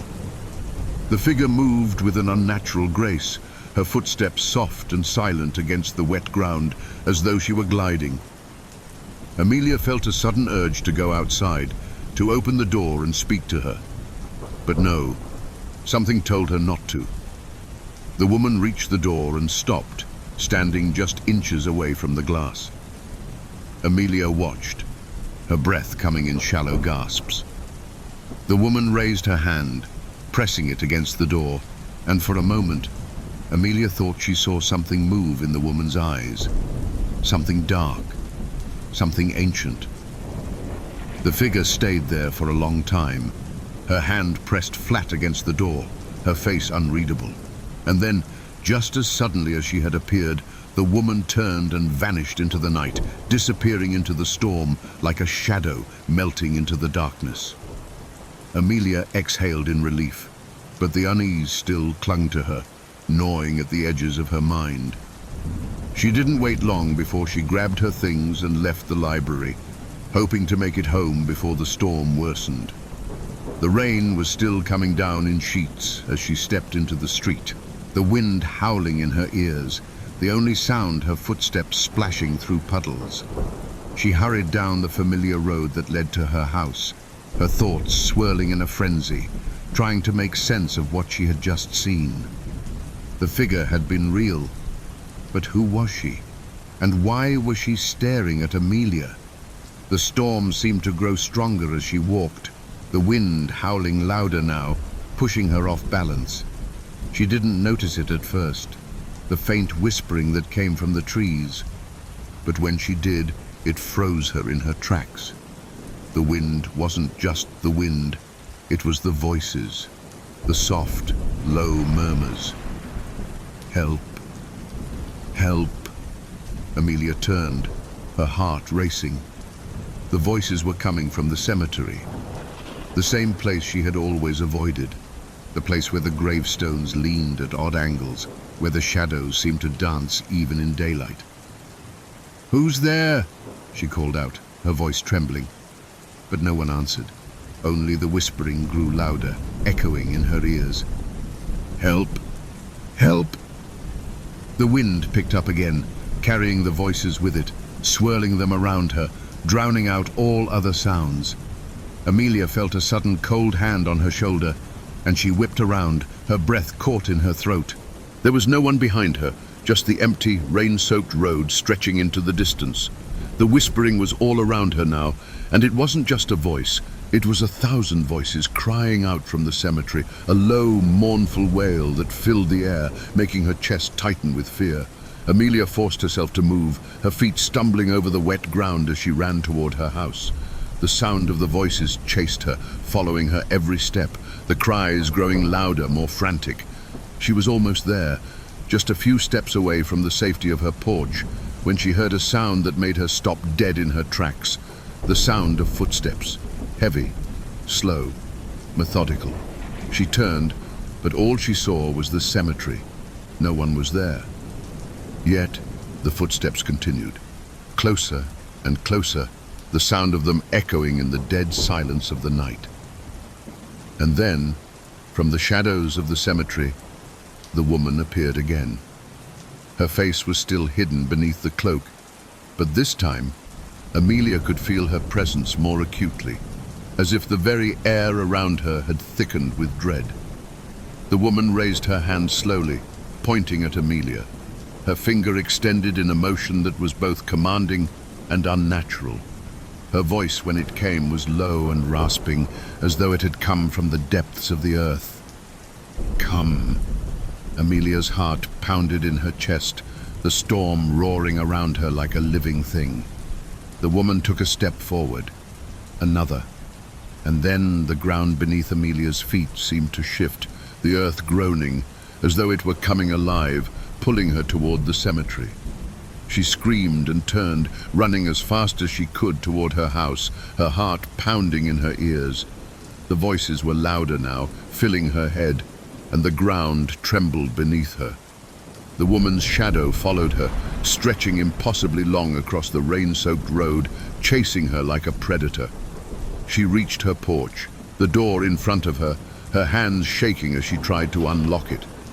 The storm howled in the background, and the last thing she heard before she slammed the door shut was the voice of the woman, now clear as day. "Not yet." The house fell silent. The storm outside raged, but inside there was only the pounding of Amelia's heart.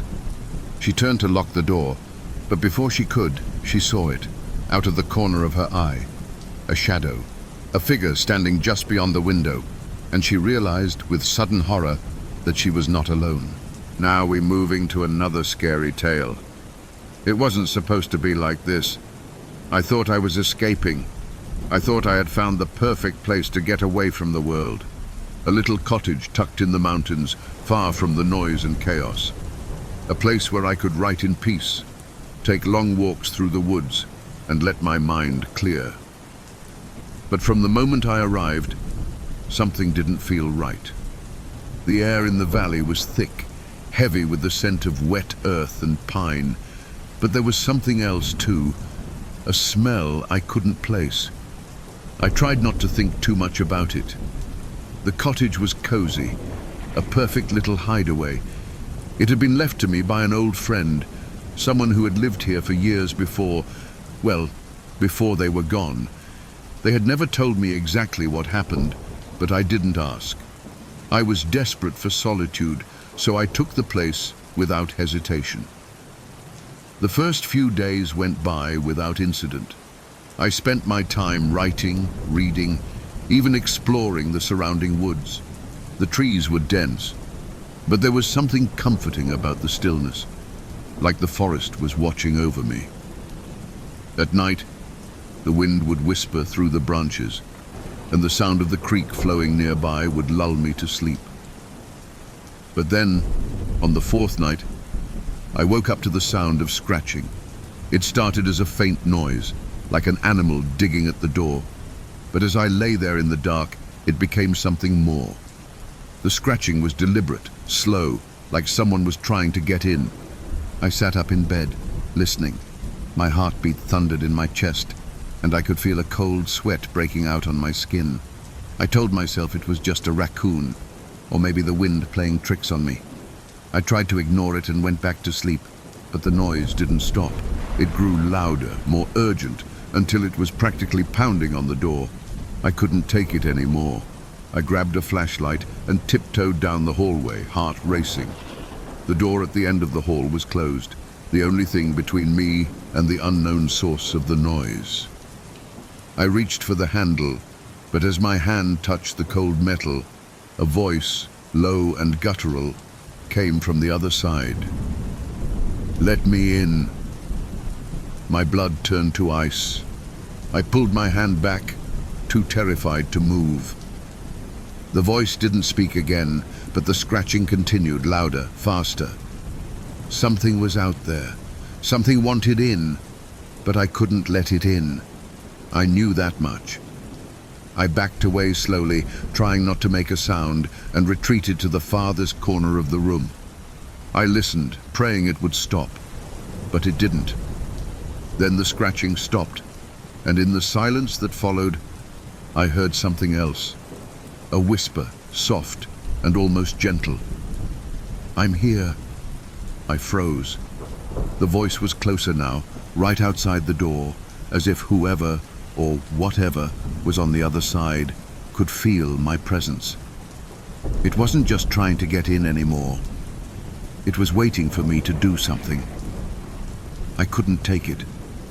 I grabbed my things, opened the window, and crawled out into the night.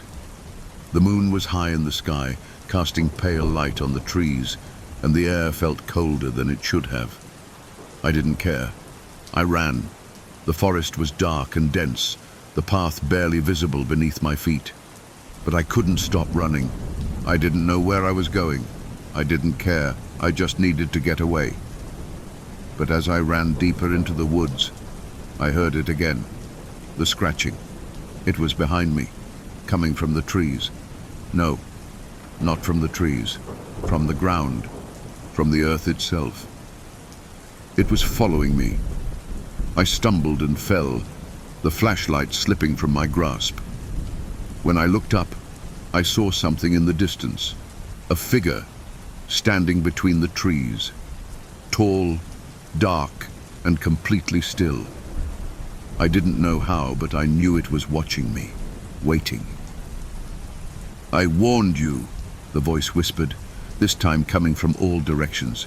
It was everywhere surrounding me. "You should have never come here." I couldn't breathe. My chest tightened, and I felt the weight of the forest pressing in on me, suffocating me. Every step I took felt heavier than the last, as though the earth itself was trying to swallow me whole. And then there was a sound. A snap. I turned, but there was nothing there. Only trees. And the figure, still standing, still watching. I tried to move, but my legs wouldn't cooperate. I was frozen in place, unable to escape. The figure stepped forward, its form growing clearer, taller, its features obscured by the shadows. But as it came closer, I realized something. The figure wasn't human. It had no face. Its skin was pale, stretched tight over a hollow frame, and its arms were long, unnaturally so, dragging along the ground as it moved toward me. It didn't speak, didn't make a sound, just glided through the woods like it was part of them, its body blending with the trees, its movements fluid and eerie. "You shouldn't have come," the voice came again, louder this time, as if the forest itself was speaking to me. I tried to run, but my legs wouldn't move. The figure was so close now, its cold, faceless form looming above me. I reached out to grab something, anything, but my hands brushed only air. And then I heard it, a low, whispering laugh, like the wind itself had turned cruel. "You're already ours." In that moment, I understood. The forest, the land, this place. It wasn't just a house. It wasn't just a cottage. It was alive, and it had been waiting for me. I woke up back in the cottage, gasping for breath, my heart racing. The sunlight was creeping through the windows, but something was different. The air was heavier, more oppressive, like something was wrong. I stood up slowly, feeling a strange sense of déjà vu. I turned around, and there, on the floor, just inside the doorway, was a single footprint. A footprint that wasn't mine.